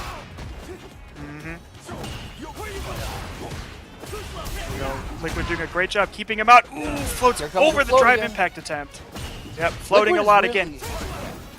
And I got you were saying earlier, you go. Not only that, but he's varying up what he presses. He's not bringing that float out all the time. And what that's doing is that when it does come out, Triumph's not ready for it. No. And then he's also varying up what buttons he's using, how often he's throwing the fireball, kind of when he's teleporting. Now again, teleporting away, creating space, keeping Triumph out. Then when Triumph tries to run in, he throws something out there to stuff it. But this time, Triumph finding ground, keeping it up, landing the level 3. Just getting a little bit extra damage there off that combo since he got the opportunity to get in. Yeah, has him in the corner now, tries for the media pressure, not able to stop the teleport mix-up, gets the side switch going. They have a bit of a trade after the drive impact. The drive rush goes for another drive rush, and teeing off on Triumph. That should be enough to take the game! That's more than enough. Liquid again, just getting out of the corner, using that teleport right into just the jumping light punch. Right, I'm just going to tap you, get you to back off so I can create that space, get out of the corner, and start running my offense again. Okay, the MMA arena was one thing, but there's no ramps on that Nishal stage, or whatever that is. So how'd the elephant get there? You know what, man? That's magic. Maybe he teleported the elephant. Yoga teleport the elephant. Yeah, I mean, why not? He can teleport himself. Why not? This is the world of Street Fighter. Anything can happen. And speaking doesn't know anything. Look at this mix-up. Goes into the teleport, uses it again just as a bit of a neutral skip, baits out a grab attempt, and he's faking Triumph out such that he parries nothing. He's parrying the air, and then he's getting hit on the comeback. Yep, just wonderful use in that interaction of using those teleports just to kind of keep Triumph from understanding exactly what's going to happen next, right? You know, the definition of never let them know your next move. Yeah, definitely. About to put himself on set point. Whips, though, not gonna need to worry about it. On set point, about to move on to loser semis. See if Triumph can figure out a way to get around just these crazy buttons. His jump-ins are now getting called out with the aerial fireballs from Liquid. That's the importance of varying up your toolbox too, because he wasn't really going for the aerial fireballs much earlier in the set, and he wasn't going for these throws very often either. They'd come out here and there, but not as often as, like, say, with a grappler. And now Triumph is having a hard time finding his footing. I think right there, for example, he was expecting a teleport. He was expecting a teleport, and it wasn't quite what happened, but baits out the drive reversal. This time lands the deep jump in, keeping that pressure up with that crouching medium punch. That wonderful button that Luke has. Yep, there's a good teleport. Liquid backing off, letting there be a little bit of space here. And right now he has to be careful because they both have level 3, and that level 3 would probably be enough to either take the game for Liquido or put Triumph on death's door. So he has to pick his buttons extremely carefully right now. And Triumph with just that last second drive impact. Here comes level 3. Cashing out to level 3. It's better for him to go into the next round than to risk waking up to something worse. But Liquid with just that little sliver left. Not gonna matter. That was one heck of a punish from Triumph. And now we're going into a final round. But Liquid still has that level 3 whenever he wants it. And that's dangerous. Very dangerous, especially when he's sitting on that set point and he's got that level 3. At any moment, he can just do insane amounts of damage. Yeah, potentially even closing out the set. That's certainly what Liquid's hoping for, and I would not be surprised if he holds on to that until he has a kill shot going.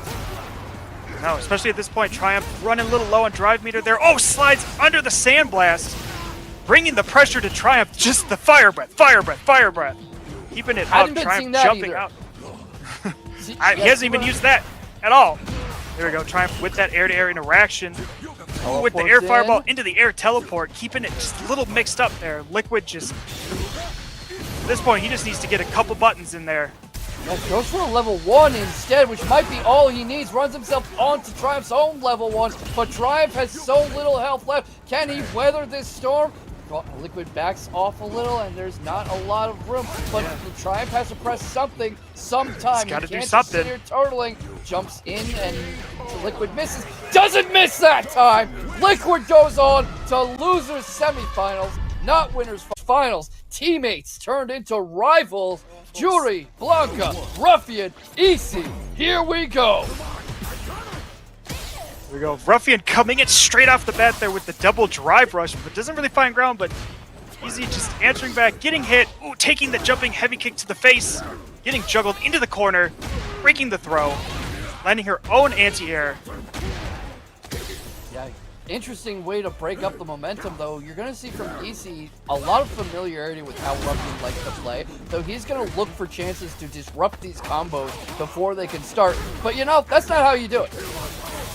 That's how you do it. Ruffian finding his openings here, bringing it down just to a little bit of life, but loses the air-to-air, but gets the anti-air, sealing it off, taking this first round. Yeah, Ruffian is just so good at this kind of pressure and at keeping the momentum once he has it. And I think also throwing off your expectations a little. Drive rushes straight into a sweep and quickly batters Easy into the corner, but has the drive rush coming in to store momentum and get a bit of a neutral skip going. But they're playing right in each other's faces. It's a little hard to keep up. It is hard. It's just relentless. Just completely relentless. Ruffian here with a big combo, damaging into the corner. Gets that Blanka shot off. Easy not falling, but loses to the throw. And we got the shimmy, masterclass shimmy right there. Yeah, and that familiarity goes both ways because Ruffian's going to know when to shimmy, when to hold back, when to step away, because he's going to know when something like this is coming from Easy. Yep. Easy keeping that pressure on with the drive rush, but eats the OD Blanka ball. But nope, back throw, get you in the corner. Ruffian with the perfect parry and his own back throw. just tossing each other back and forth right now. Yeah, I'm sorry. Is this Street Fighter 6 or WWE? Because that's a lot of throws, suplexes, tosses into the corner. I know, right? Single next, individual an hits Irish here. There we go. Blanka Blanka ball from full screen. Yeah. Blanka-chan, excuse me. Yeah. Easy not falling for it, keeping that defensive front up. But, oh! Gets thrown out of the drive impact attempt. But finds it with the crouching medium kick. Keeping the pressure on with the drive rush. Forcing Ruffian into burnout. Chipping him down, taking the round. And what a way to take the round indeed. A good way to not only forcibly take back some momentum, but put things in perspective for Ruffian, who has to know he's not going to have an easy walk to Grand Finals, to his 7th breakout title. It's just not going to be that simple. Nope, it's not. You're not going to walk in there easy. You're going to have to fight every second to get in there. Yeah, mixes the grab, gets shimmied in return. Bit of vengeance for the end of the first round. Here comes the super and a lot of damage. But of course, Ruffian has that critical art whenever he wants it. Misses the grab. Easy with the raw read. Jumps over it. Immediate punish. Immediate kill. Tied set. Just throwing it right back there in that immediate next game. There we go. Ruffian again, bringing that pressure. OD Blanka ball lands straight into drive rush.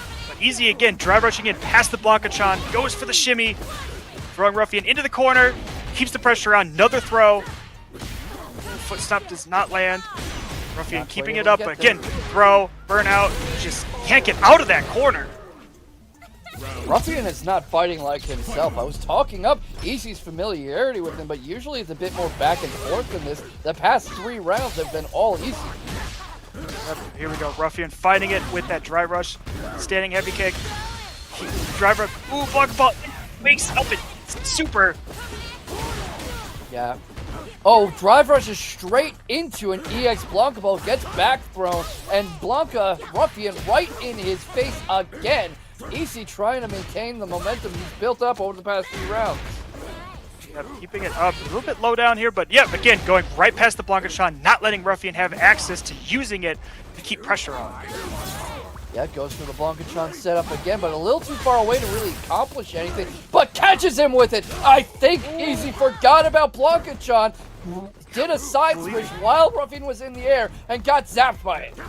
Just zapped by it, now in burnout, playing it a little bit safer here, not trying to commit, goes right past the Blanka-chan. Yep. Takes care of it, knocks it off the screen, and now in burnout, but jumps away from the drive rush, restores some space, gets out of burnout, has plenty of drive of his own, rushes in, has level 2 if he wants it, doesn't need it, now up 2-1, and the champion is in trouble. Oh yeah, we got Easy has just been keeping this dominance now for these last few rounds. Again, trying to keep that Blanka-chan out of space, but again, nope. Ruffian throwing it down and leaving it there, gets the slide. Blanka-chan still coming in, doesn't matter, gets thrown. Yeah, that's actually something Ruffian likes to do a lot, because you have to account both for his main attack and the Blanka-chan running around, so you kind of have to choose which you're going to defend, and either way it worsens your position. The Germans call this Zugzwang.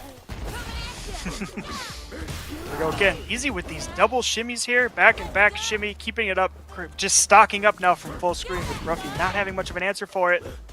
Yeah, Easy taking advantage of those stocks. Just smacking that Blanka-chan out of there. Still able to parry the drive impact, so she's not knocked back. Yep, not quite, but gets a bit of a super going, gets that off, knocks him back into the corner with a hefty chunk of life missing, and Ruffian again and again hasn't been able to make these throws happen. It seems like he whiffs them a lot, Easy shimmies him a lot, he's just not able to grapple like he has been the rest of the night. No, it seems like a lot of attempts where he believes a throw is going to come, so he's just trying to throw it out there, but nope. Yeah. Easy already in the air, out of the way, backed off, and then ready to punish. Yep, or right here, you know, perfect parry straight into a grab, and that's where Ruffian's at his best. He sets up these grabs with ways that you are not in a position, frame-wise, to do anything about it, but when he just throws them out to throw them out, Easy's teeing off on him. Ruffian again, huge drop there from Easy off the anti-air, but the pinwheel didn't connect. Ruffian amazingly there to connect, punish, and then do that big old combo to seal it off. Ruffian has to be trying to careful, just bring a though, little bit of momentum back here. Because Easy is still on set point, even with this throw setup. You see this again, how he was forcing Easy to choose how he was going to take damage, basically, either to the Blanka-chan or the throw. Easy chose the throw, and has had a hard time getting out of this corner. Here comes the super, but is Ruffian able to do anything with it? Blocks the entire string, but not quite. Easy knocks onto the ground. Not able to get up the back, Ruffian not able to get a side switch going, but forces him into burnout and keeps him up against the wall. But Easy reads the jump in coming, gets the momentum back, and of course only needs to win this one round to go ahead. Ruffian in a bad spot in the corner, both burnt out, but Easy's going to come out of that burnout a little bit sooner, putting him into a good spot, but lands the level 3 off the critical art. Yeah, and that is not quite gonna be it, but Ruffian in a bad place. He wants to hold onto his belt. The drive rush comes in, takes the throw, uses the Blanka ball to get away from the pressure, but he's in stun! He's in stun! Easy goes on to grand final. The champion is headed down to loser. Don't, but in a bracket match where that opportunity isn't there, that's scary. Yeah, especially when there's actual money on it, like right now. And if you want some more money to be on it, chat, exclamation point Matcherino as Liquid O already bringing the fire. Closdra trying to punish that little bit of that teleport there in the float, just comes rushing in there. Yes. Liquid keep using that teleport to stay on top of Closdra, not letting him have space, not letting him breathe. But nope, now he's backing off, creating a little bit of space himself, but Closdra trying to bring it in, lands the throw, starts the offense, gets that crouching medium kick off. Again, Liquid just slapping back, keeping it off, keeping it on top of him, using that teleport. Yeah, really likes this teleport. You could see in his last match against Triumph that he was doing a great job of mixing things up and keeping his opponent from getting comfortable. Gonna go to that same well again with Closdra, gets the super going, and we'll see if more of that teleport mix-up comes into play. Playing it a little bit safer there, using that anti-air, but not committing to anything. Just throwing out some fireballs now. Closdra's at low life. He needs to find something but teleport into the cross-up. That little bit of a delay just to beat out the parry. Hard to get lower life than no life, that's for sure. Yep. Here we go. Liquid with the great backdash there to avoid the drive rush attempt. Perfect parries the Blanka ball. Oof, goodness. Playing amazing defense here, but finds himself getting thrown into the corner, but the backdash to avoid the wake-up throw. Yeah, just great awareness from Liquid O, knowing what his opponent's going to do before he does it. Potentially before Closdra knew what he was going to do. Uses the teleport again, breaks that back out to get into close. Has critical art if he wants to steal the deal. Sorry, that was actually Closdra with critical art. And going to use that to try to steal back momentum. Nowhere near going to kill him, of course. But that's a hunky chunk of life. Oh, but Liquid just, and seeing that jump attempt, getting in there, getting a little bit of a combo off into his own level 3 just to seal it off and take this first point. Liquid really being aggressive in this matchup right now. Like really, I guess, getting a knockdown, teleporting to stay on top, so there's pressure right when Closdra wakes up, and he hasn't found quite an answer to that yet. Yeah, it goes for the slide right off the jump, but this time Closdra ready for it. Not quite able to do much. Both of them respecting the space, trying to wait for the opponent to come in. And something that's interesting, Clostra's not having as much luck picking up those extended hitboxes as Triumph was. So Closdra is on the other end of these long stretchy pokes and not able to punish them as effectively. No, but finding a little bit of space there, getting in on the throw, not getting anything afterwards, finding himself just getting pushed out. But ooh, drive rush into standing medium kick, finds it. But nope, Liquid answers back, throwing him out, staying on top with the float. Yeah, you were talking about how he likes to use that teleport to stay on top. And right now, not getting a whole lot of luck, gets the grab going, and Closdra keeps him in the corner. Backs off a little, anticipating some shenanigans, possibly hoping for a Yoga teleport, and that's a lot of fire coming his way. Backs off until they get off the screen, but not able to stop this teleport. Oh, the amazing fireball right when the button land, does the teleport into a button, finds ground. Now just floating up in the air, taking a little bit of time, throwing off Closdra's game here. Ooh, jumping heavy punch, finds it, just throwing those limbs out. Yep, gets a parry, and reads him jumping in for the anti-air.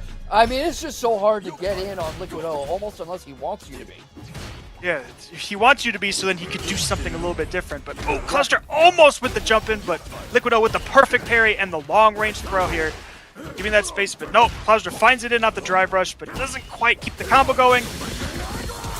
Going straight into level 2 here, trying to keep that pressure up. He does not want to have to fight his way back in again. Yeah, gets him stuck in the corner, but eats the super for his trouble. Is he going to be able to activate that Blanka shot? Doesn't need it! Gets through the super with a grab. I think if I'm Liquid I stop using that, because that's the exact same thing that happened last time I pulled that one out. Yep, ooh, there we go, but Closdra does not find it with the OD upwards ball. Getting punished for it, finding himself again back at full screen, somewhere where he's had trouble finding ways to get in on Liquid O. Yeah, and having a lot of trouble indeed. Gets into burnout, jumps in off the Blanka ball. Not quite able to make much happen from it though, and picked off with the Yoga Fireball. This set has been all Liquid O. He has just remained completely in control of just the flow of these matches right here. Yeah, you could almost say he's flexible because of yoga. Yeah, he's almost being inflexible with his inability to let Closdra just get anything really started. You know, Closdra has been dropping a few things here or there, or leaving some gaps, and Liquid is ready right there to pick it up. Switches to the Ken. Speaking of flexibility, that's an interesting call. I think, you know, obviously the Blanka wasn't working for him. He's going to hope for a bit of a more conventional plague set. But, of course, Ken's not that different from Luke at the end of the day, and Liquid O just beat one. Yeah, and again, coming in already 2 matches behind. That's a long hill to climb with the character swap this late. Yeah, and the bouncing fireball throwing him off, but gets a good Shorty Repa going and gets knocked back. He has neutral going again. Air fireball coming, floats over the Hadoken and gets the teleport mix up, but not able to capitalize on it. This time, Closdra getting through the string. There we go again. We have talked last time about Liquid O using a lot of different parts of his toolkit. We haven't seen him do crouching heavy punch much. Now he's throwing it out a bunch in this match. Yeah. Teleports away from the fireball to get behind, but the side switch is there, and it seems like Closdra's getting a little wise to that trick. So because Liquid likes to mix things up, as he said, I'm not surprised if we see that disappear for a bit. Yeah, no, of course not. And again, now we're starting to see a little bit of that mix-up, a little bit of a quick little float into nothing, into landing into throw. Right, he was doing a lot of quick overheads, and then now he's switching that up. No longer quick overheads, fake out overheads into throwing attempts, which worked out, gave him a round. Now he's sitting on set point. Yeah, whips the grab, but doing a great job of staying on top of Liquid O with these dash-ins while Liquid's on the ground. But the teleport's there, tries to force him back.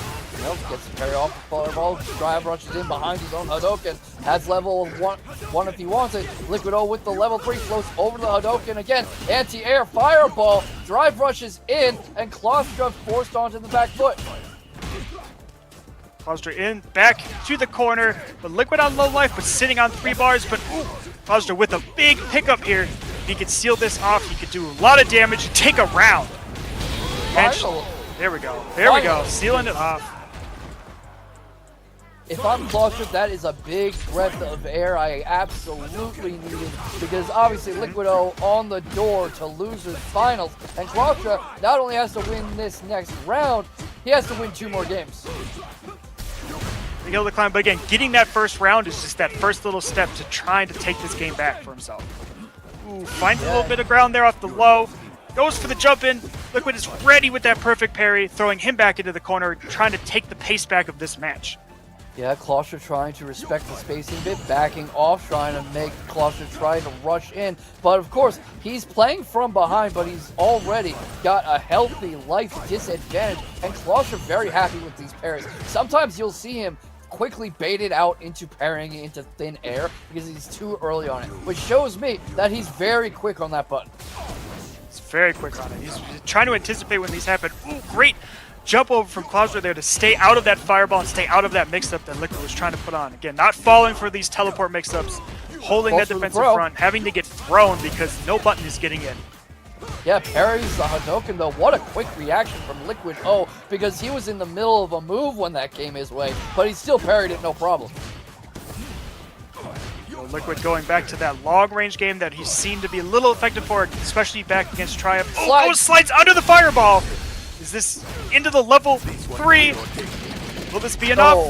Oh my goodness, it might be. It might be. It's not quite. No, but that Closdra with just a little bit left. And Burnout gets hit by the double fireball. Oof. straight into burnout, straight into chip damage. Defending champion home. Coming in hot and heavy with this drive rush, keeping out big jump in. Liquid ready for it, but ooh, gets eaten by the throw. Finding himself in the corner. Ooh, bad spacing on that dive kick. Yeah, good way for Ruffian to force Liquido to open up, gets the drive rush straight into the throw attempt, goes for another grab though, and an interesting strategy from Liquid, bringing up the teleports to force spacing and disrupt Ruffian's timing. Yep, here we go. Liquid attempting to try and set the pace of the match, trying to slow Ruffian down here, avoiding that Blanka-chan. Hitting the aerial, but gotta watch out for the Blanka-chan. Doesn't matter. Again, like you said, he forces you to think about the Blanka-chan and you're not thinking about the throw. Yeah, and he loves to set up his throws like that. He got a lot of results off that all night, especially against EC. That was mostly when he was competing with the throws. Not gonna need to worry about it this time. I mean, you can teleport in on it, but then you're right in the face of an angry Ruffian, and what are you gonna do then? Angry Beast who's just doing a great job right now of staying on top. Gets the air ball. Again, Liquid waking up with wake up level 2. I don't know what's going on with this. Oh, but Ruffian knocks himself into it. Oh, and even eats the fireball. Yep, he just spun right into it. I was just about to say it hasn't worked, and I just ate my words. Yeah, I was interested in the fact that Ruffian kind of just froze there for a moment. I'm not sure what he was thinking, but he takes the first game pretty quickly anyway, so maybe that just knocked the cobwebs out. Yeah, he just was quite not sure what to do, but ooh, finds it with the jump in off that jumping heavy kick, throwing and just juggling Liquid here into the corner, stays on top of him, Blanka ball to stay on, just finds it again, keeping it going, gets the Blanka-chan out, Liquid teleporting to stay out of that corner. See if you can remember, Blanka-chan is there, but no, he gets hit by the cross of Blanka-chan, low on life, just nothing left, falls to the throw. Ruffian just dominant round here. Yeah, very, very strong showing from the returning champion, but not as much this time. This time, Liquid able to read him coming in and force his space and keep him from being able to comfortably drive in. Gets in off the yoga ball, Blanka ball. I am keeping track of 2 characters at once. Jumps over the grab attempt like he knew it was coming, and here comes a throw into the corner. Yep, Liquid doing a great job here of setting some pacing here, slowing Ruffian down, denying his jump-ins, denying the Blanka balls. Falling to the throw right here, but we'll see. Yep, throw. Ruffian staying on top, goes for the low, straight into the level 2 activation. Getting a little crazy here.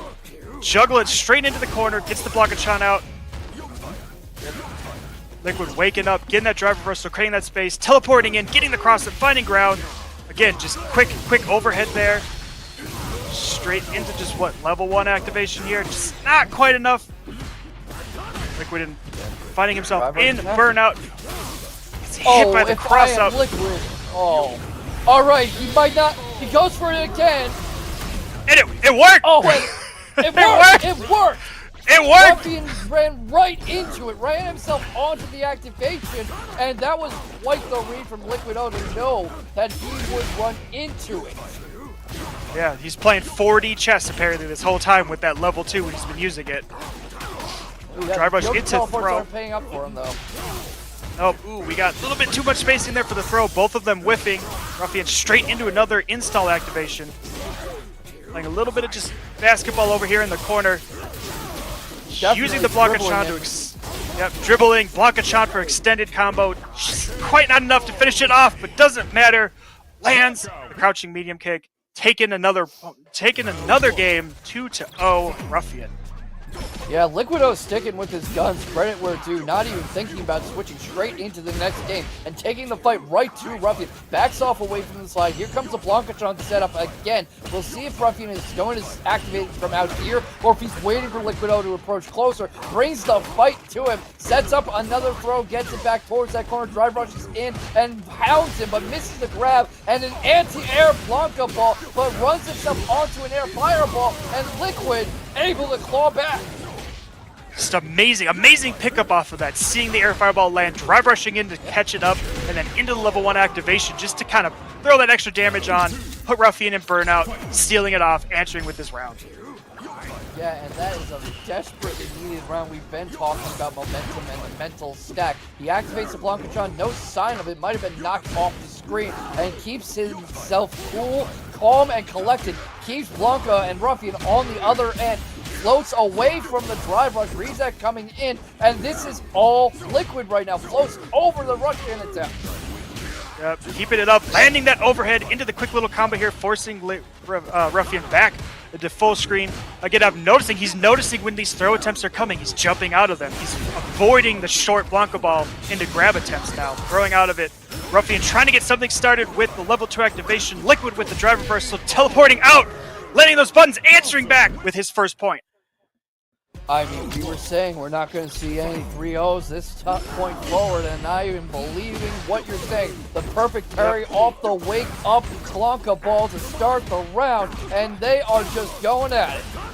Yeah, just slugging it out. Again, Ruffian setting some pace here in this match. Ooh, a little bit too far for the whiff, for the throw it whiffs, but finds the perfect parry off the crouching medium.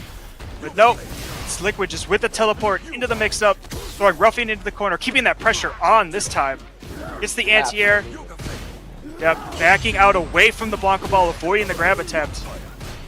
Perfect parries are waking up too. He's getting a lot better timing on those, and better timing on reading these jump-ins and these aerial options. It feels like more and more often when Ruffian tries to take to the air, there's some kind of answer waiting for him.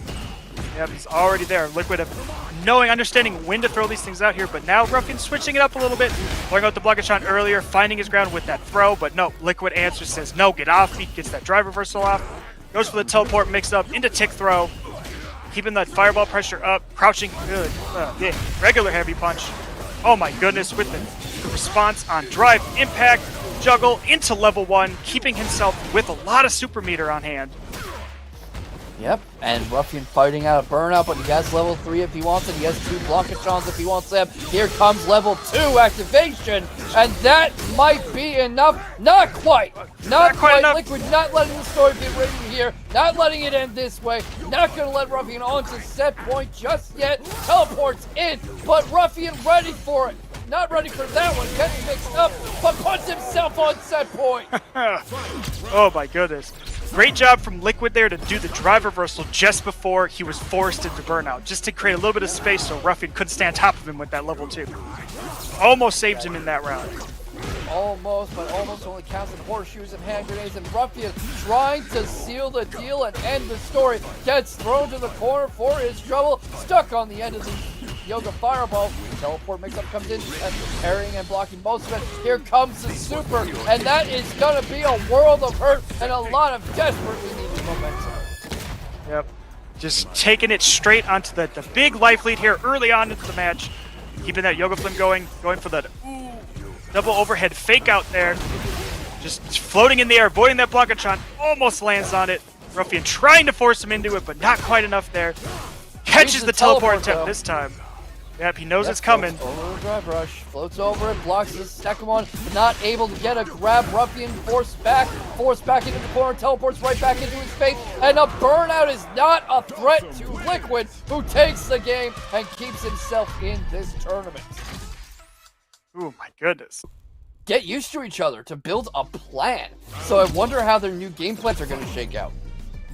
Yeah, and a little bit of time. Single final match. Here we go. Liquid already getting off that anti-air, throwing Ruffian off to the other side, trying to set the pace of the match here. Jumps out of the boy at the Blanka ball, but gets caught on the way down. Oof, Ruffian getting that jumping heavy kick. Just juggling it, making it hurt.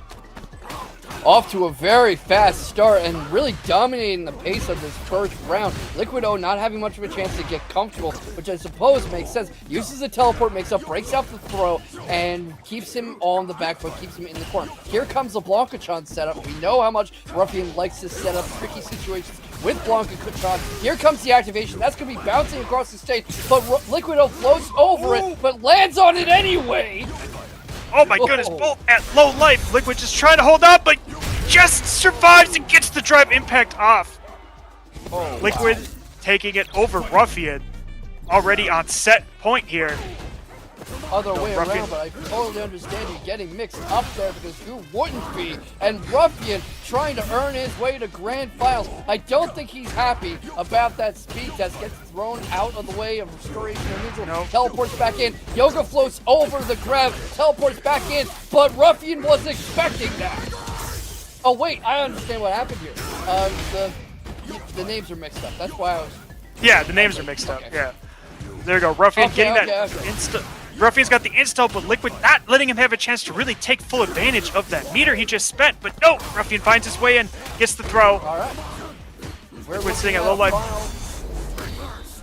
Oh, and Ruffian just. Final round. Yep. Another final game, final round.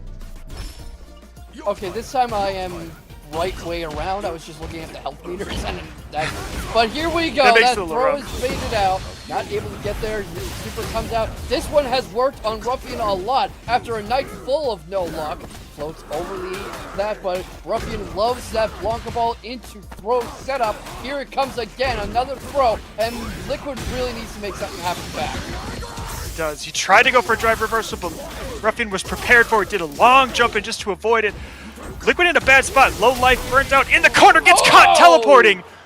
Ruffian taking it in this replay of the final match. Again, moving on. Finals coming up finally after a very long climb up the mountain. So let's see the tail of the tape. 7 matches played for EC, playing with Juri, an 86% win rate and a match point conversion of 100%. 6 times. EC was first to match point and won 6 matches, and the recent results speak for themselves. 2-time champion of the Breakout Series, 13th place finish at Can Opener 145, 11th place finish at FFS 38, and just a monster, a problem for anyone he runs into on any given night, including the champion Ruffian himself. Yeah, just a problem that he's already made himself back in that winners finals match. Just immediately playing that dominant game, keeping Ruffian from getting started and securing his spot in grand finals. Yeah, and what a spot it was as we run into the defending champion trying to keep his round. 13 matches in top 8, 7 wins, 7 times first to match point, 86% match point conversion rate, and a win rate of 54%. He is your 6-time champion here at Breakout Series. I think that's right. And yeah, that's right. That's what we're playing. We're going with that. 9th place finish at No God, No Neutral 11. 2nd at NCA Live Online Edition of Big Threat. Anywhere in the Mexican Street Fighter scene he goes, taking on players of the caliber of Uriel Valorio, Jazdero, and every tough fighting Mexican champion there is down in Street Fighter south of the border. He is RUFIANmx, and he is hoping for his 7th title tonight. I know. Do you think if he gets to 10, does he run out of fingers to put the rings on? I think so. I think he has to start using his toes. You know what? I feel like that would work for this. And we might... might be back. We're coming in at least. Let's hope. I'm gonna keep all my fingers and my toes crossed right now. I'm not saying anything until I see them both press something. Okay, they both moved. Okay. We're on. All right, we're in. Real grand finals, everybody. There we go. Easy coming in hard there first, but Ruffian throwing him back into the corner, keeping that corner pressure on. Easy trying to poke his way out. Ooh, lands it on the dive kick. Yeah, they are both incredibly aggressive. It feels like they were both pent up for so long that now that they have the go-ahead, it is off to the races. That is full pedal to the metal from the word go. Parries through the entire super, counters it with a heavy kick, drives EC back, and almost gets him into the corner, gets him in burnout, takes a lightning fast first round. I mean, it's like there was 2 dogs held on their leashes that wanted to just fight, and they were finally just let loose in that round. They just immediately went straight at it. Ruffian here hiding behind, trying to set up Blanka-chan. It's still coming in there. You got to watch out for it. Gets the jump over into the throw. Easy with the reversal here. Quick. Yeah, getting a little in there, trying to keep that pressure on, using that drive reversal to stay on top of Easy. Finds a little bit of ground, gets that knockdown, lands the throw on Wake Up. All right. Tries to shimmy. Easy's not falling for it. Jumps out of there. Yeah, we're seeing a lot of what happened in Winners Final, too, where EC's baiting out these grab attempts at whip and then going low, switching levels on Ruffian, and punishing him for pressing. Yep, there we go. And again, challenging that drive rush right there, putting good work with that crouching medium kick throughout that whole round. Just opening Ruffian up and then sealing it off there at the end. Okay, it looks like they were maybe testing the connection for a bit there, but it looks like we're fine. We didn't need to get jump scared. No. But Ruffian coming in, trying to jump scare, going into the install activation, trying to get a little tricky there, but nope, Izzy is not gonna hold that. Both of them have very good parry timing, which I have to imagine comes from being so familiar with each other's playstyle. Yeah. Ruffian again finding those lanes, but no! Izzy counters the drive impact with level 3, doing big damage here and taking that momentum back. Yeah, absolutely. That is a hefty chunk of life. But Ruffian not fighting deterred at all. Goes for the grab, gets tagged, jumps in, gets anti-aired rather, and Easy very happy with these drive rushes, but gets caught on a jump in, brings out the Blanka-chan, gets the slide going, back throws, but misses the Blanka-chan, was probably hoping to throw Easy into it. The fireball comes out, Easy jumps in, Ruffian jumps over, gives up some momentum, the Blanka-chan is still there, doesn't need it, and Ruffian takes the first game! Oh my goodness, it's huge. It's a big moment there, taking that first point, taking that little bit of a lead here. Coming in heavy here with the drive rush, double drive rush, keeping it on, juggling Easy over into the corner, staying on top of him with the Blanka ball, but nope. Easy's trying to get out with that dive kick, doesn't quite work out, getting thrown back into the corner, juggled again. Ruffian dropping that Blanka-chan, activating it to extend his combo, getting in there with the upward ball. And oh my goodness, just intense, unending pressure. Ruffian just taking that. It's that crazy first round. Okay, on the plus side, as far as I can tell, that was a legitimate perfect. Yes, that was a legit perfect. That was not Easy disconnecting again. Yeah. Which just makes that all more impressive after all we've seen tonight. Absolutely. I just started to get scared for a second there, understandably. That's fair. That's fair. As soon as I saw blocking happen, I'm like, okay, maybe something's happening here. Yeah. All right. And Easy really just trying to get back in this no perfects this time and a commanding life lead. But in Street Fighter 6, that can disappear in an instant as Ruffian is trying to demonstrate. Ruffian forcing Easy back into the corner. He's trying to fight his way out. Both players looking for ground here. And Ruffian losing to the anti-air. Easy is so good and consistent with that anti-air, and it shuts down a lot of Ruffian's aerial options because he has to have that kick in mind. He has to have that anti-air in mind, and has to have in mind that that's coming out anytime he jumps. The perfect parry into the pinwheel to punish and just steal some time off of that install activation there from Ruffian. Yeah. Again, holding that block, playing amazing defense here in the corner, just holding it down. Straight into super, but that's blocked too. And Ruffian also very good on the defense. Forces Easy into burnout, gets a throw into the corner. Is he gonna go for another one? He is, but Easy techs it, forces him to back off a little. He's gaining back meter, starting to come a little out of burnout, gets the cross up the side switch. The Blanka-chan comes out, but a little too far away. Ruffian can't get much out of it, backs off towards it. That is giving Ruffian all the room he needs. Blanka-chan is activated, but then discarded. The pinwheel comes out, and now it's Ruffian in the corner, but he throws out. Oh my goodness, again, straight back into this level 2 install, but so far Easy has not been falling for any of this, able to just hold down the defensive front against just this onslaught of Blanka balls, but fighting his way out, finds the foot stop to keep Ruffian down on the ground, punishes with the perfect parry on the Blanka ball, drive rushing after, but not quite able to hold on to it. Ruffian looking to create a little space here with the Blanka-chan, but Izzy does not care at all. Getting in, finding ground, big combo, big damage, big finish. Hope you're comfy, chat. We're going to be here a while. This is going to be back and forth. We are already 1-1 here in grand finals. Already, and of course, Ruffian has a whole nother set to play if he takes this one. But Easy playing like he wants to go home early. He does, right? Amazing use of jumping over that Blanka-chan, dive kick to grab him out of the air, continuing the combo, going for the pinwheel heel now. Ooh, getting caught a little bit on the Blanka-chan activation, but getting hit with the command grab this time, something we don't see very often from Ruffian. Yeah, often doesn't get a chance or see the need, and you know, it's like when we're cooking. We have a whole pantry to our disposal, but do we use every ingredient, every meal? No. We choose our tools for the situation at hand. Open Ruffian here with the big stun to close it out, taking another round here in the match 3. Yeah, taking the first round, obviously very important momentum. Backs off far enough and brings in the EX Blanka ball, trying to break the ice of it. An easy parry from EC, who is getting juggled like a pinata ball. I've never heard somebody juggling a pinata, but maybe I'll start. Hey, you never know. That's just how crazy we get here. Yeah. There we go. Ruffian finding ground with using the air Blanka ball, going down in. Walks out the super activation with a big punish here into his own level 3, taking it up now 2-1.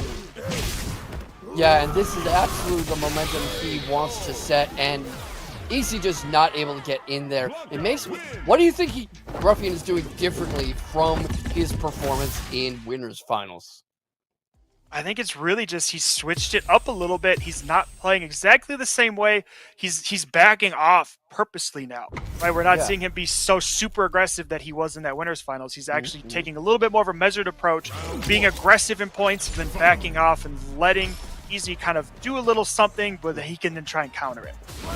Yeah, that makes a lot of sense. You see him doing it now, in fact, creating room for that Blanka ball to come out, gets the parries going, and is not quite as trigger happy on them. Eats a throw for his trouble, but here comes the punish counter. Blanka-chan comes out. He doesn't quite go for it. He's backing off to get close to the Blanka-chan, looking for his opportunity to activate it. Here it comes, but Easy blocks it, gets a side switch into a throw, and as often as not, the Blanka-chan's not supposed to hit you. It's supposed to open you up for Ruffian to grab you. Yeah, it's pretty much been his MO throughout all these matches we've seen. Is he doesn't use it to hit you, he uses it to distract you while he goes and grabs you. Because you have to block that. If you get hit by that, you're going to take more damage than if you were to just try and throw you. And he's happy to just hit you into it if you do get around the throw, but this time, Easy with a head stomp to keep himself in the round. Amazing aerial game at the end of that round. Just head stomps, dive kicks, just Ruffian trying to jump out of that corner, and Easy was right there every time, ready to send it back in. Easy in general seems to be the superior aerial player. He's got the anti-airs ready whenever Ruffian jumps in. He has the head stomps and the dive kicks we were just highlighting. He's very great with his command over the pinwheels, and Ruffian really tries to keep things grounded. Does. Ruffian here playing a little bit of a silly game. But yeah, again, Easy coming in with the air-to-air, landing the drive impact, getting a big stun in the corner, sitting on 3 bars. He could do a lot here. Yeah, absolutely. Not going to really need it. Ruffian has critical art, but it's going to be a question of if he even has a chance to use it, or if he wants to, because he could put himself on reset point with it, if need be, if properly used, lands himself on the fireball, sliver of life left, and he's hesitating. He's a little worried about going in. He activates the level 2, and is he going to do anything with it? He's kind of just waiting for his opening, his move. Playing very defensive, measured approach. Here comes the throw, finally makes some action happen, about to run out of that activation, has so little health to work with, and of course Easy has the level 3, but not gonna need it, and this set is tied. Oh my goodness. Back and forth, back and forth. You just can't tell with these two. I don't know. But this is... I was just saying, this is the do or die moment for Ruffian. This is the match he needs to win if he wants to stay in this and continue and try and defend that championship, get that 7th title belt. Keeping Easy in the corner right now, landing those throws, keeping the pressure on. Easy with the wake up OD pinwheel. Big whiff on the jumping heavy kick. That pinwheel is there for him again and again, as are those parries and his ability to break the throws. There comes the anti-air kick that I was talking about again and again. Easy seems to have that whenever he needs it, and Ruffian backing off low. He goes for the Blanka ball. Oh, and the Blanka-chan heading in. It's Easy with it finally, and gets right in his face, but the throws grab, tries to get him in the corner, eaten up with the pinwheel, and the aerial game is all Easy. It's all been Easy here. Ruffian again sticking it on the ground now, taking a little slow. Both players measuring each other out. Ruffian charging up, getting those Blanka balls off, but not able to get anything in on Easy. Easy drive rushing in, crouching medium kick, nothing off of it, but tries it again, finds ground, gets a big combo here, juggling and pushing Ruffian in the corner, ending on level 1. Not quite enough, but sitting pretty right now. Just needs to jump over the grab attempt into the foot dive. Taking it now, Easy on tournament point.